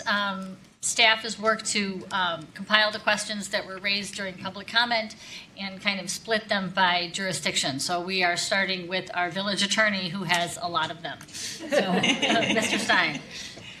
Thank you, President Plunkett. So, as President Plunkett just said, I am the village attorney, right? So I'm the attorney for the entity. I am not your attorney, so whatever advice I'm giving is not legal advice. I have to give that disclaimer every time I talk to people. It just rolls right off, right? So I'm going to do my best to answer some of the questions. Please understand that these are extremely complicated issues between state sovereignty, federal sovereignty, police powers, civil immigration versus criminal warrants, and just alone, I can give a law school class on warrants. Bring me back to my law school days 20 plus years ago. There's a lot of nuances to it, so these are general ideas. The first is federalism, and I know this is an answer that a lot of people are not going to like, but it is the way that our Constitution is set up and the way the Supreme Court has determined the relationships between states and the federal government. Back to, I think it was like 1819, it was a very famous case for lawyers called McCulloch versus Maryland. Essentially, the two parties are sovereign, and they can't interfere with each other for the most part. If there's ever a conflict, the federal government's always going to rule under the supremacy clause of the Constitution. So as it relates to this issue, civil immigration enforcement, it is a federal issue. The Supreme Court has said it's a federal issue. 20-some years ago, a state tried to create its own immigration type of policies, and the Supreme Court said, nope, can't do that at all. It's a federal issue. So that left that. Years later, the Supreme Court also said, though, that because it's a federal issue, states do not have to get involved if they choose not to. The federal government cannot force us, whether local or state, to engage with the civil immigration enforcement laws. And that's what we don't do, right? The Trust Act specifically says law enforcement can't do it. This ordinance is going to say that no village employee can do it. That leads into the question of what happens when federal agents are acting in a way that we believe is illegal or reckless.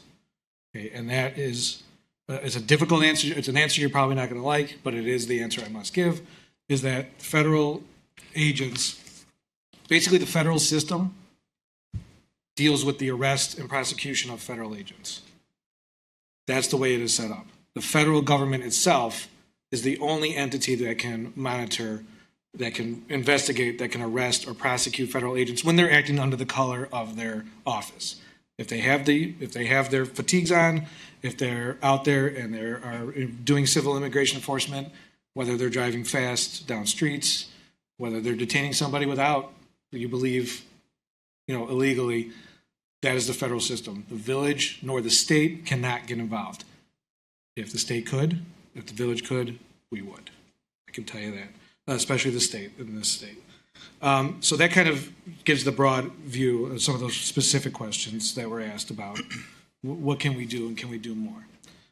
It is very clear under the law that we are hamstringed and our hands are tied as to what we can when it comes to dealing with federal agents. Someone asked a very difficult question to answer, is how can we make it uncomfortable? I'm really not going to give advice on from one government to how to thwart the efforts of another government, but I will say this. You have a First Amendment right. You have a First Amendment right, and use it. There is a really good Know Your Rights from the Attorney General that is not this one. This one's about if you are to be detained or about being arrested or your rights and your property. There is another one that we can put the link up. It's linked on our Know Your Rights flyer. And it's linked on our about peaceful protesting and what your rights are. I highly suggest you look at that. The one piece of advice I would give is don't go so far as to interfere. Don't go and stand in between an agent and someone that are trying to detain. Also follow orders of an agent. If an agent says you need to back up, it's best if you back up. You do not want to get arrested for federal obstruction. It's going to be a very, very bad thing if that happens. Which then leads to what Trustee Leonard asked. What's the line about if you see somebody in the neighborhood that may be, subject to an ICE questioning and ICE is there? So there's nothing that's going to prohibit you from allowing them into your home. All right, you can allow them into your home, and there is really a safeguard because the home is the privacy. However, that's meaning that's meaning like if the ICE agents have not seen them or have not engaged with them yet. Once an ICE agent has engaged with them, or is now asking you to talk to them, or is now talking to that person while they're walking away, I would not let them into your home. So if you know that ICE is 2 blocks down, and you happen to have a worker in your backyard, if you feel, come on in for some, well, I would say lemonade, but now coffee. It's getting cold. However, again, my caveat to that is please do not interfere. If a federal agent is talking to your landscaper, to your worker, interfering would only be bad for you and for them. The last 2 questions sort of relate to each other is how is this going to be enforced? And there was a specific comment about the radius of schools and masks. That is not a prohibition in this ordinance. We cannot demand that the federal government not operate in a certain way or that the federal government not wear part of what they're calling their uniform. That's their decision to do that. We're asking the federal government, President, United States, Congress, and the other agencies to be reasonable. That's our call to action. However, what is restricted is the use of our property, meaning the village's properties. And if the village's properties are being used, and this happened in another city, another suburb in the western suburbs, if they use and block the right-of-way or block the entrance to this parking lot here, we would ask them to leave. Typically, they do. If they don't, then I am going to be working all night to go file a complaint in federal court, asking for an injunction and asking them to remove. That happened in another city. So at least the 2 or 3 times that I know where they were asked to leave most recently, they did so. They did so in compliance, and nothing was, all was fine at the end of the day. The one time that they refused to do so, they actually erected a fence on property, which was actually city or village property, I'm not sure which one it is. And then that city went to federal court, got an order, and the court said, you have to remove that fence. And they did that day. So those are the enforcement mechanisms for those. Did I cover everything? Did I miss anything? Ordinance, the title of the ordinance. So this is actually the easy one. This is the yes or no. It says, is the ordinance time specific or is it evergreen? It's evergreen. The ordinance title is the title, and it doesn't have an impact. If you see at the last section, it just says it's in full force and effect as of tomorrow, if it's assuming it's passed tonight and be published. Do know that we did struggle with that a little bit internally with our own staff, but we decided evergreen is probably the best method right now for the exact reasons that were brought up. What if you just change it to something else tomorrow? All right. Thank you, Mr. Stein. I think there was one other question that might be for Mr. Stein. Somebody asked, can the police ask for IDs and warrants? Yeah, so the chief's going to talk about Oh, he's going to talk about it. Okay, that was a legal question. Sorry. In between. Okay. Okay, so now it's your turn. Can I just ask Yeah. Mr. Stein one question? As to the title, because I know that was one of the questions, as to the title of the ordinance, which is, an ordinance in response to Operation Midway Blitz. In the news in the last couple of days, there's been reporting that, ICE is going to be leaving Chicago, but may come back in March or April. And as the public commenter pointed out, it could be under a different name. The fact that it's under a different name would in no way negate our ordinance. No, I believe that's what President Plunkett just said. The title is the title, right? It really is in response to this operation, but the ordinance is going to be in effect until the village board decides that it's not in effect anymore. The name of the ordinance has There no are effect. two caveats to that in the ordinance itself that I should have mentioned. There are automatic sunset clauses for the landscaper licensing. It's only for 1 year, but that can be extended, and for the requirement that the placards during construction need not be posted in the house. Those are automatically have a date in the ordinance. They're sunsetted. but all the other prohibitions, the use of our property, the restrictions on our employees are going to remain in effect. Thank you. Now, Chief Robinson, you've got your questions. Great, thank you. The first question I had And was... you might need to bring those, closer to you. Thank you. The first question I had was in reference to the November 7th enforcement actions in Wilmette, and I'm hoping to provide some context to that. This is in no way trying to provide excuses for why Wilmette Police didn't respond to an incident. It's really providing context to hopefully give the community a little more understanding. That morning, we responded to Eden's Plaza Commander Sweet, who was mentioned before, who is actually really sweet. Did respond to Eden's Plaza for an ICE operation that was in effect. He was able to provide the appropriate response, and for whatever reason, there was a communication breakdown with our dispatching where additional calls came in of the other scene, and that's where the Thornwood or Kenilworth, kind of the whole Kenilworth Gardens area was kind of referring to as one incident, where those calls were funneled to the supervisor's voicemail instead of going directly out over the radio as it was instructed to happen. So that was a mistake. We take accountability for that, and we've had internal discussions. We've had discussions with our dispatch center director, supervisor, and we've had some really great conversations with external community members to kind of walk through that, to use it as a learning experience. And I can assure you, as a police chief, we will respond to ICE calls with a supervisor or a senior officer to do the things that we promised tonight, and that will happen. Our second question is, can police ask for identification or a warrant? Well, if we are not certain that this is an ICE operation, we will clarify. We will ask those questions. But as Corporation Counsel Stein mentioned, they don't really have to tell us anything. And quite frankly, they don't. They don't tell us when they're coming. They don't tell us if they've taken people. And if we ask for their names, their badge numbers, they don't have to tell us that information. It's unfortunate, but that is the situation that we're put into, where we have to make the best decision as a police department to protect our citizens in the village. So we will use our resources as best as we can to determine that this is in fact a legitimate, or however we want it to be described, ICE operation. We'll review our body-worn cameras, we have our ability to check license plates, and we have our observations and knowledge that we may have gained from other investigative techniques that we don't really need to discuss tonight. But that's kind of where we're at. And I think hopefully that answers those two questions. Is there any trustee? Go ahead. Yeah.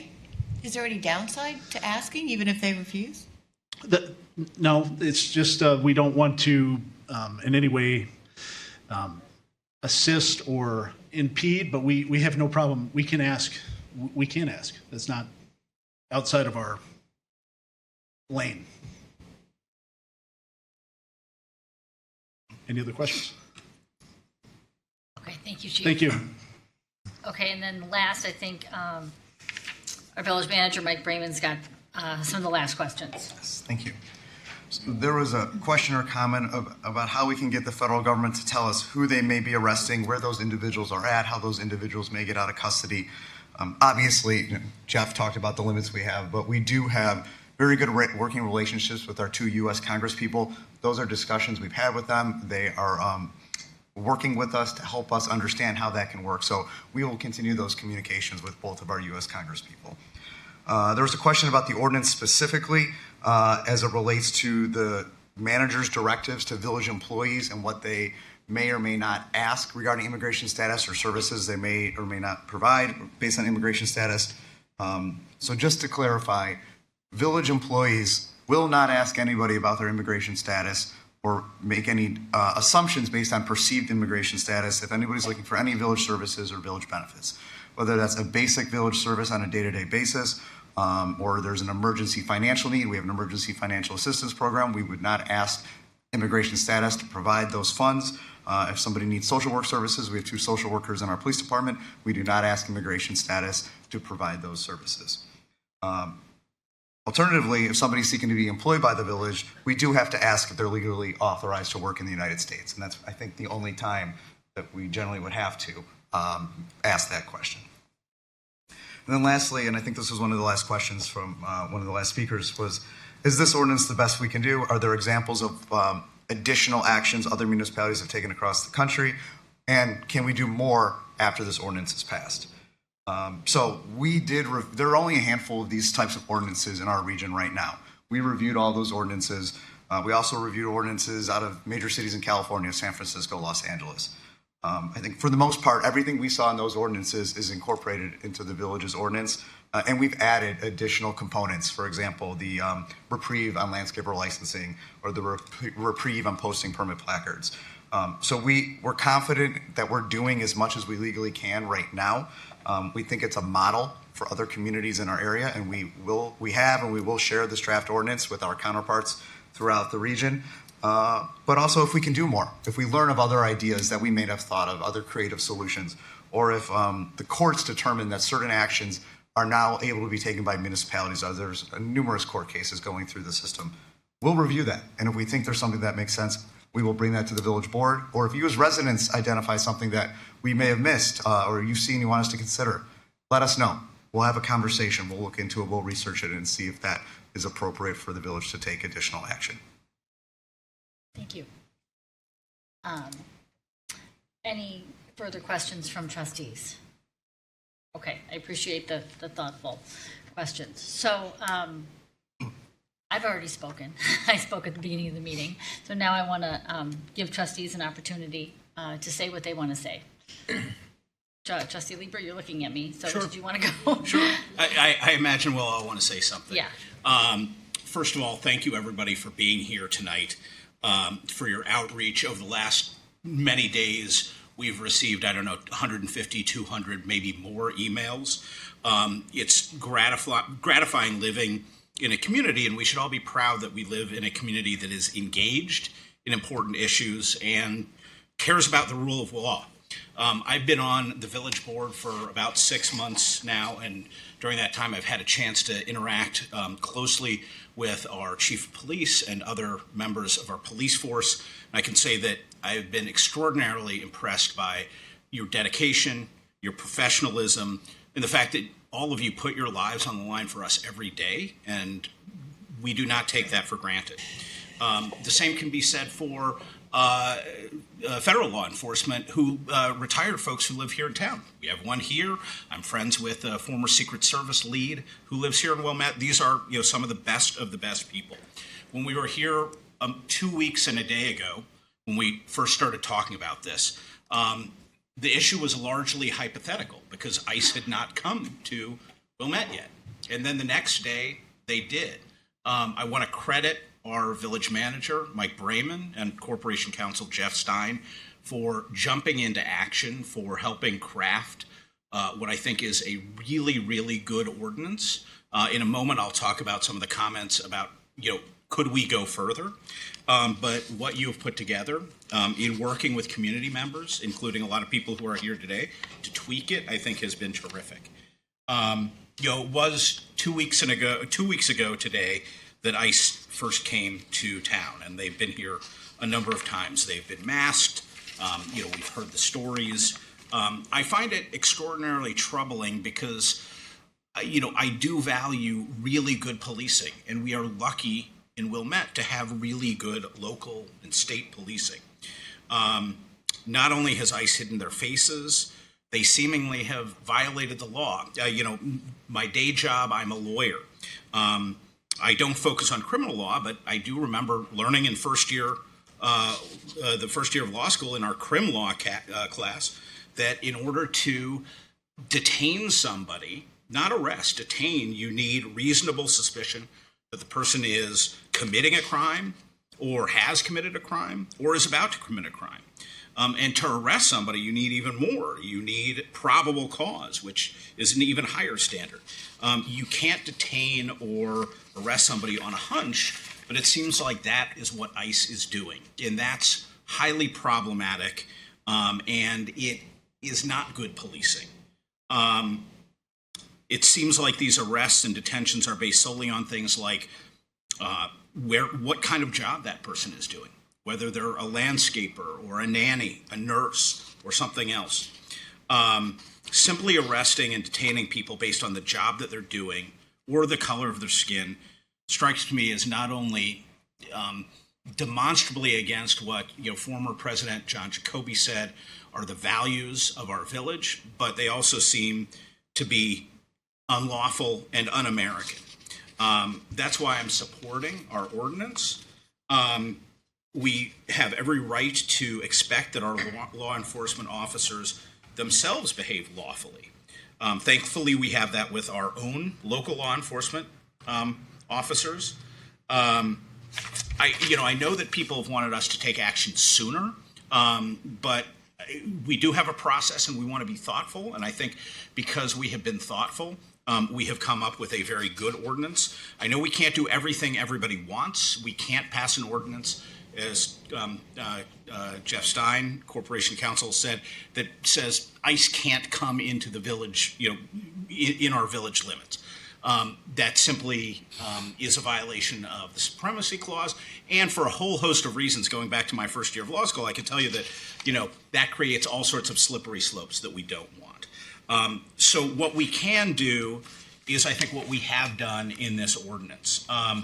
And 2 weeks and a day ago, I said, I want this ordinance to do stuff, not just to say stuff, but to actually do stuff. And I think that that's what it does. And I would encourage anybody in the audience or anybody who's watching, if you have additional ideas that the village of Wilmette can do, because we can amend this, I suppose, at any time that we want to add in additional things. And I'll give you one example.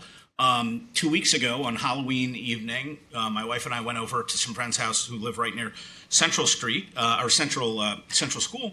And Halloween was winding down. We were talking with them. We ended up going out to dinner. They told us that they're doing a little construction project on their back deck. We got back, we dropped them off, and there was the big placard, the big permit placard in their window. And they said that it gave them some concern that if ICE is driving around and they know to look for something like that, and that means that they're construction workers, and they're simply going to assume that those construction workers are, undocumented, are here, without, whatever nomenclature you want to use, then they're going to, seize on that. And it was in that moment that we came up with the idea that I passed along to President Plunkett, that that we include in the ordinance this notion of a moratorium on having to put placards in your window, and that's something that is 100% within our power as a home rule community to do. It's not a hard lift.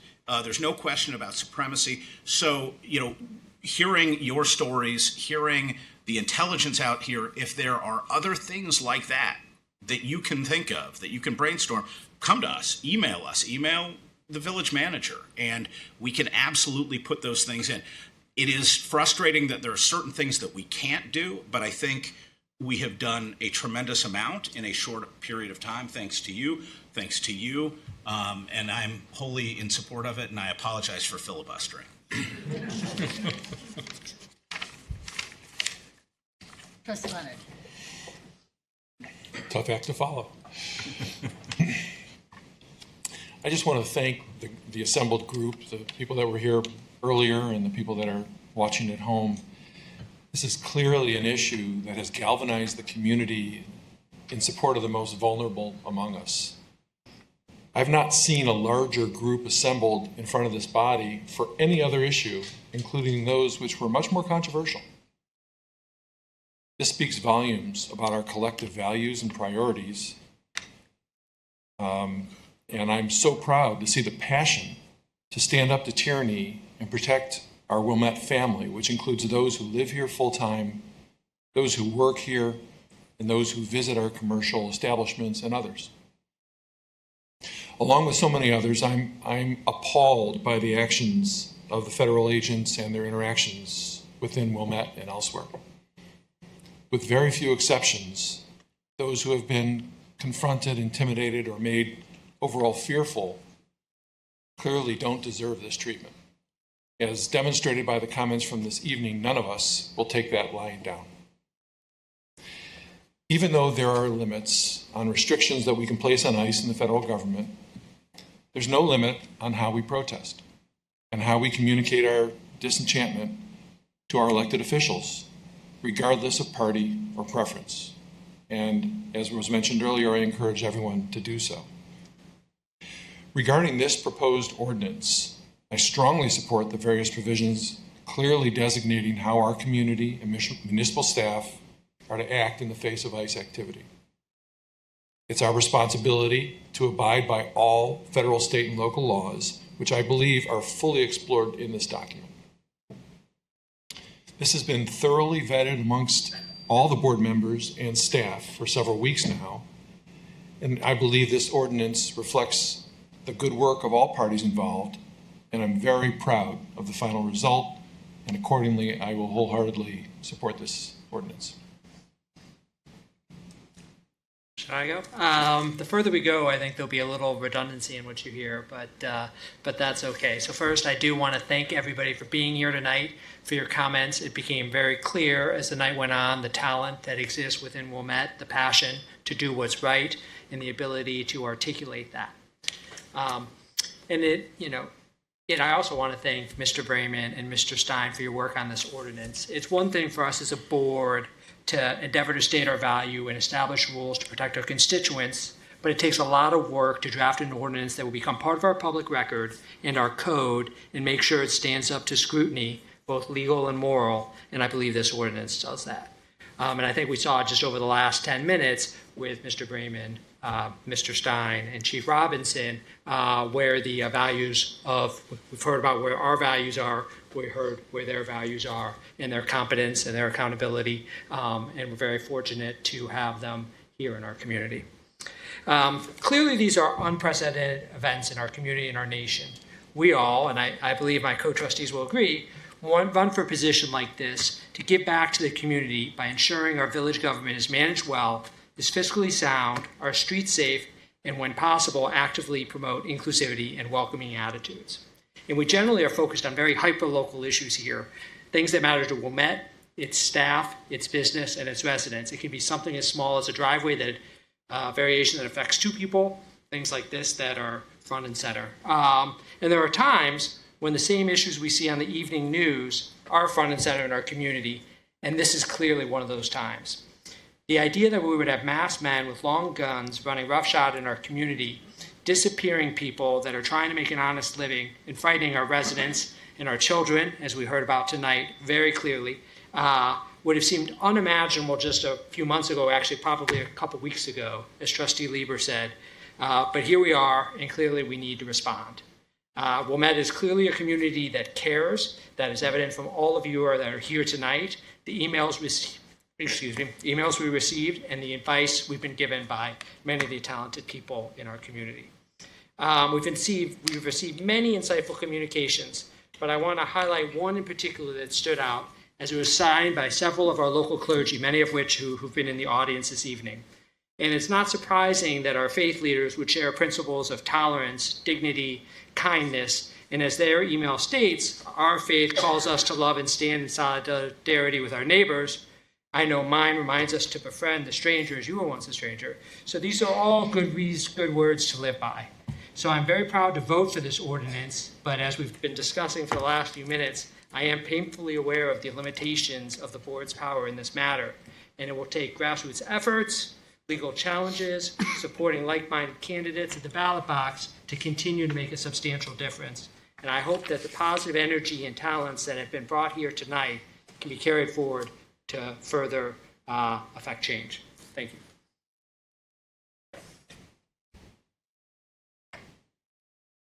Go, or you want me?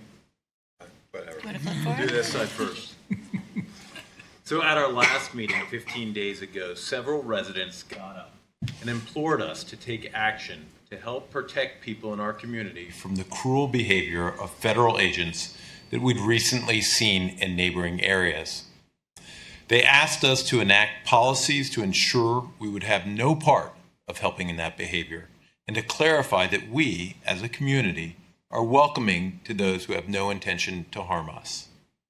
They asked us, quite literally, to lead. At the time, as far as I can tell, we didn't have a plan to do so, or at least not in a way that had the urgency and the intention that met the moment. But I, and I think all of us, were moved by the clarity, cogency, reasonableness, specificity, and passion of the request to act. At the end of that meeting, although not our usual practice, we held a short discussion on what we should do. There was some doubt that we could act quickly and some questioning about what we could actually do, but there was, I was happy to see, consensus that we should do something. The next day, ICE came to Wilmette. Trustee Smith, in particular, witnessed firsthand the arbitrary, lawless intimidation of their actions, and I thank him for the quick action he took to protect potential victims. He saw the fear that the supposed public servants created in folks who were otherwise just trying to do their jobs that Wilmette residents had asked them to do. Others of us saw in pictures and on videos people losing their liberty unjustly just a few steps from the elementary school that taught our kids a pledge of allegiance to a nation, as they said every morning, with liberty and justice for all. It was disgusting. I have to admit that I was worried at our last meeting that we would hem and haw for a while and then do something that in my mind would be too little too late. It was that worry that led me at the end of that meeting to comment that delay is also harmful to those whom we could otherwise be helping. But I think in part because of the folks who spoke so compellingly at our last meeting, and in part because we began to see ICE up close, we have begun our response more quickly than it seemed we would 2 weeks ago. And now, tonight, we will continue that response. We are passing an ordinance that I think meets almost all of the requests that were made in public comments 2 weeks ago. We've begun to put out information on rights and actions people can take, and importantly, tighten the village's policies related to federal agents and their actions on and in our village properties. We've been clarifying how we can work together with our public safety officials to improve the safety of all the people in our village. Of course, I can't help but to think that we have more to do. We have made, in my eyes, some significant missteps in the past 2 weeks. Even before that, we could have acted more quickly, recognizing that the invisible boundaries that define our villages and towns are meaningless when it comes to human rights. Looking forward, there are rumors that ICE may be leaving the area soon. We have to recognize that even if the federal agents can't handle a northern Illinois winter, they will be back when it becomes warmer again. When that happens, we can, and I think we have to, do better. That said, the response so far and the ordinance we'll pass tonight are steps, material and important steps.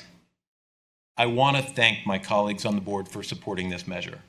I want to thank the village staff for what I know was a significant amount of work putting together our response to date and this ordinance. I want to thank some amazing Wilmette residents who have worked very hard with the village staff to help us improve the ordinance we're passing. And I want to thank everyone who has written in or has come here or has watched tonight to implore us to act or to point out ways in which we can do better. We are a democracy. And this, not the recent illegal actions of federal agents in our area and around the country, is what a democracy looks like. Thank you all. Well, in the season of Thanksgiving, I will add my thanks as well.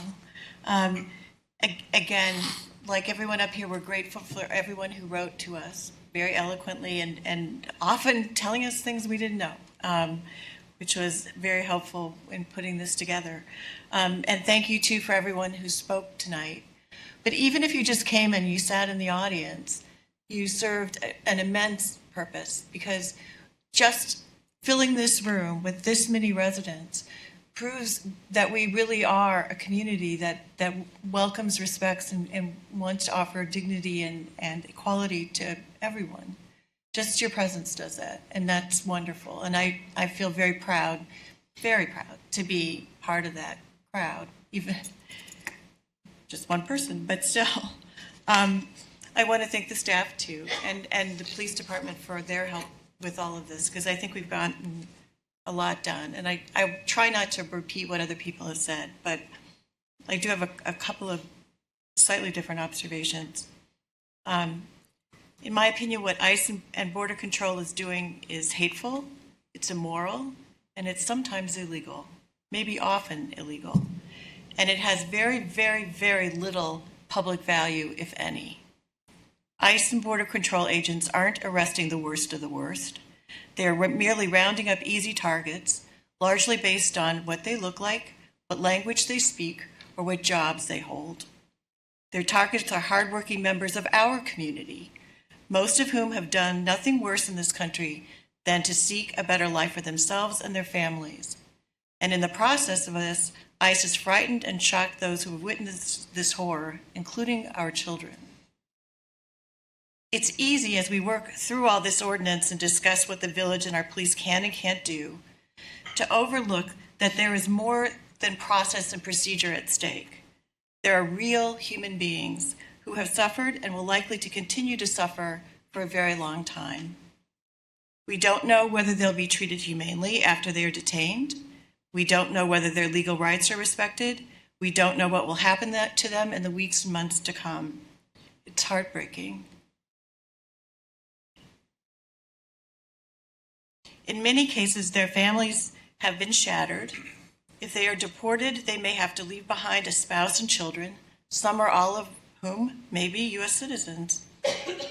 I would like us in some way to acknowledge their ordeal and not just ours, to recognize their suffering and to express our sympathy for them and their families and to keep them and their families in our thoughts despite their absence.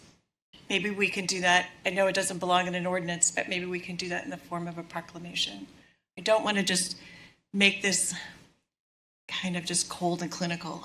There are real people who have really suffered, and there are people in our community now who suffer. We heard from some of them tonight, because for various reasons they feel like they might be targeted. And they're real people. They're not just words in a document. So I'd like to see that declaration or another public acknowledgement of their plight and our stated concern for the general welfare of all persons in our community. So that we put some flesh onto the statements in the first three whereas clauses, and they aren't just empty words. Thank you. Living in Wilmette, a welcoming community, a community where inclusion and equality, fair, law-abiding citizens all live. I think the past village president, John Pritchard, said our commitment to those values. What you saw in this time frame, and thanks to staff, my colleagues, and you heard from them all, it gave me a sense of pride and assurance that it's not just lip service. We believe in a welcoming community. And to that end, all of us that are here, all who have spoken, all who are visiting, all who work here, and all who are viewing this tonight should remember we need to work as a community. As a community, as a group of committed individuals, we are greater than the smaller numbers of these officers who come in. And if we can extend the welcome, extend protection within the constitutional rights that you've heard about today, I think that we can turn this tide. And if we do it, every community, this can change the events that are happening. It is those who stand up. And I can tell you that we have stood up for this one. And my support of this ordinance is with my colleagues to be visible to everyone in this village. We believe that we want to be welcoming, we want it to be safe, and we want it to improve. And as already stated, please continue to communicate with us to let us know if you hear or see something. And trust me, This particular ordinance is probably more of a living document. It's not static. We will adjust as we will need to in the future. And so with that, I thank everyone who's here, everyone who's watching, and we'll continue to be vigilant. Thank you. Thank you. You've heard from all of us now. I want to thank my fellow board members. I'm always so impressed by everyone's eloquence and thoughtfulness, and I think 7 people spoke tonight, and we each had different things to say, but sharing the same values, and so I think that was wonderful. I want to thank staff who've been working very hard over the last couple weeks to draft this ordinance, to answer questions, to answer resident questions, to answer trustee questions, many of them that we've posed to them. And I want to thank our police department for being true partners. It's a great community here in Wilmette, and I feel that we all have each other's backs and we trust each other, and it's a wonderful feeling. And then, of course, I want to thank all of you. It was a very full room tonight, and we knew that it would be, and it was heartwarming to hear your stories and to hear, what a wonderful community that we live in, and that you each work at that every day. So with that, I think we are ready to vote. It's been moved and seconded, and the waiver of rules has been moved and seconded. So typically, we have an ordinance and we introduce it 1 week and we pass it 2 weeks later.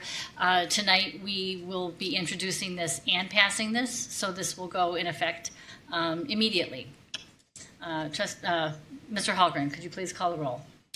Trustee Leonard. Aye. Trustee Shepard. Aye. Trustee Steen. Aye. Trustee Lieber. Aye. Trustee Smith. Aye. Trustee Kennedy. Aye. And President Plunkett. Aye. Ordinance passed. Thank you.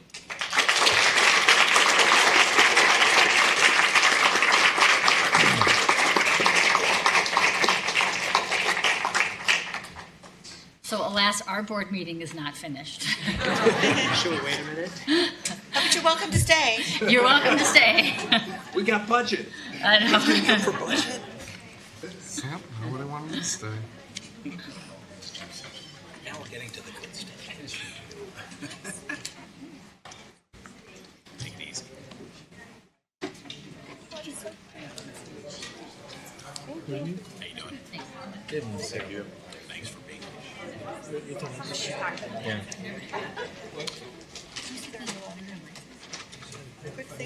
Mm-hmm.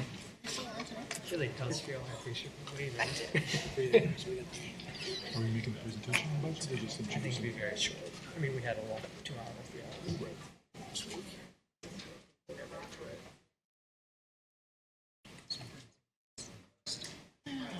Let's get so discouraged. They complain.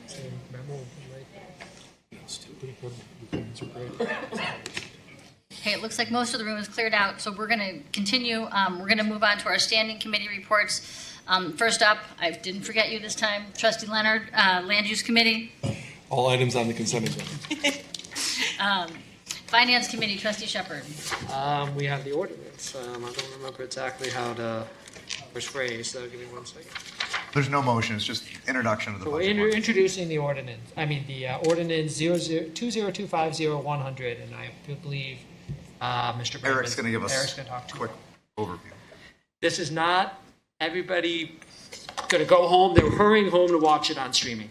They'll be done before they get home. That's what I heard them all say. Watch it downstairs. Unless they're going to Wilmette. So I'll do a brief overview of the budget introduction, but essentially, should be up on the screen here shortly. But essentially, from an overview perspective, we have done the budget submittal, happened on October 14th. We had the budget workshop on November 5th. This is the first part of the budget ordinance process with the introduction. Is it not there?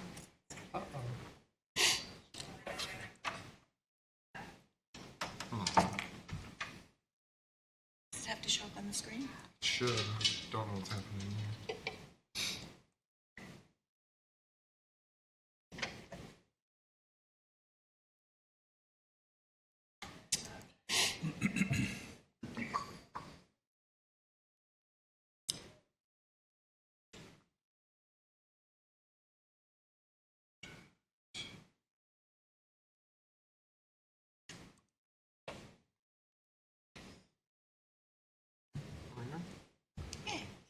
right. Yes. There we go. So this is the first part of the budget ordinance introduction. So basically, this is a rehashing of the information that we included as part of the budget workshop at November 5th. The ordinance will be up for adoption on November 25th at the next meeting, where the property tax ordinance will be introduced. That will then be up for adoption at the December 9th meeting. The key items that are for takeaway from the 2026 budget, that we have balanced budgets in the operating funds for the general water and sewer funds. We have planned reserve drawdowns to invest in the village's infrastructure. One of the key differences that is included in the budget introduction, the document that you have included here includes the initial 3.8% property tax that was included in the proposal, but based upon the direction from the budget workshop, the final levy that we expect to have included will be around 2.98%. So that final information will be included in the November 25th meeting materials, and then we'll have information in there about revenues as well as additional reserve drawdown information. However, just based upon the timing between the budget workshop and the budget introduction, we couldn't include that information in here. But that's where we expect to go from 3.84 down to 2.98. Didn't we say 3? Under 3. Under 3. And so then the other components here, we were going to be at a 65-cent increase in the residential solid waste collection fee, a $50 increase in the average annual stormwater fee.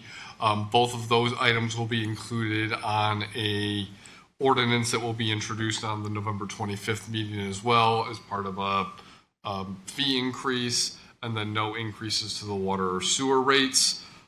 All of these items are included to the expenses, and the revenues are to fund the village goals and initiatives. These include a variety of community enhancements, including the housing plan, the historic preservation plan, our sustainability initiatives, continuing our different technology projects, including the building permit software implementation, starting the construction of our new police station, and other public safety initiatives, looking at operational improvements, including water system improvements, piloting continuing testing for our water mains and continuing transmission main repairs, continuing investment in our capital investment, continuing investment in our capital programs, including the presentation of our updated pavement condition surveys that will happen in January, February timeframe. And then here we've laid out the different items that are coming to the committee and the village board during 2026 for review. These include continuous updates on the new police station, water plant upgrades, continuation of our fee reviews, and then a variety of different initiatives that we have. This item will also get updated as we come back to you on November 25th. Mainly it will impact the revenue side. On the general fund side, that will go down slightly just based upon the property tax side. So there will be a slight adjustment there. But from an overall perspective, our overall expenditure budget is just over $124 million. And as I just discussed, from a future discussion standpoint, we have a variety of different initiatives that are laid out over the end of 2025 and going into 2026 on some key initiatives, from the new police station to the road program to tackling a lot of those water fund infrastructure projects that we have planned over the next several years. So with that, that's really just the core components of the budget introduction. But you will see the next components as we go for the adoption at the November 25th meeting. And then there'll be some other agenda items that are really, that go along with that, including the property tax introduction, as well as the fee introduction and the pay and classification plan. So with that, happy to take any questions. All right. I have 7 questions. No, I will say, Well, the police chief left, so he can't answer anything. I joke with people running out, but it is a shame because, I mean, that was a really great explanation of what's coming in front of us for the next year. And I know we talked about it for 2-3 hours last week, but really is helpful. A lot of work, and thank you for the clarity of really pulling together everything in that 10-minute discussion. It's really great, and I know there's 800 pages of information behind it. Can I just make one correction? The years I've been on the board, there's always something you don't anticipate. And I think we love to think that we know exactly what's coming down the road, but it's... I agree. Yeah. It's tomorrow, Tomorrow. Is uncertain as anything. But we know this is coming down the road. Yes, So we we got do. a good start. Is this like life is like a box of chocolates? Yes, exactly. All right, well, everything else was on consent. Thank you. And I'm not asking for public comment Oh, because the sorry. public left. No, I just wanted to, if anyone's watching, I just wanted to make sure that's why I didn't ask for public comment. All right, thank you, Mr. Hallgren.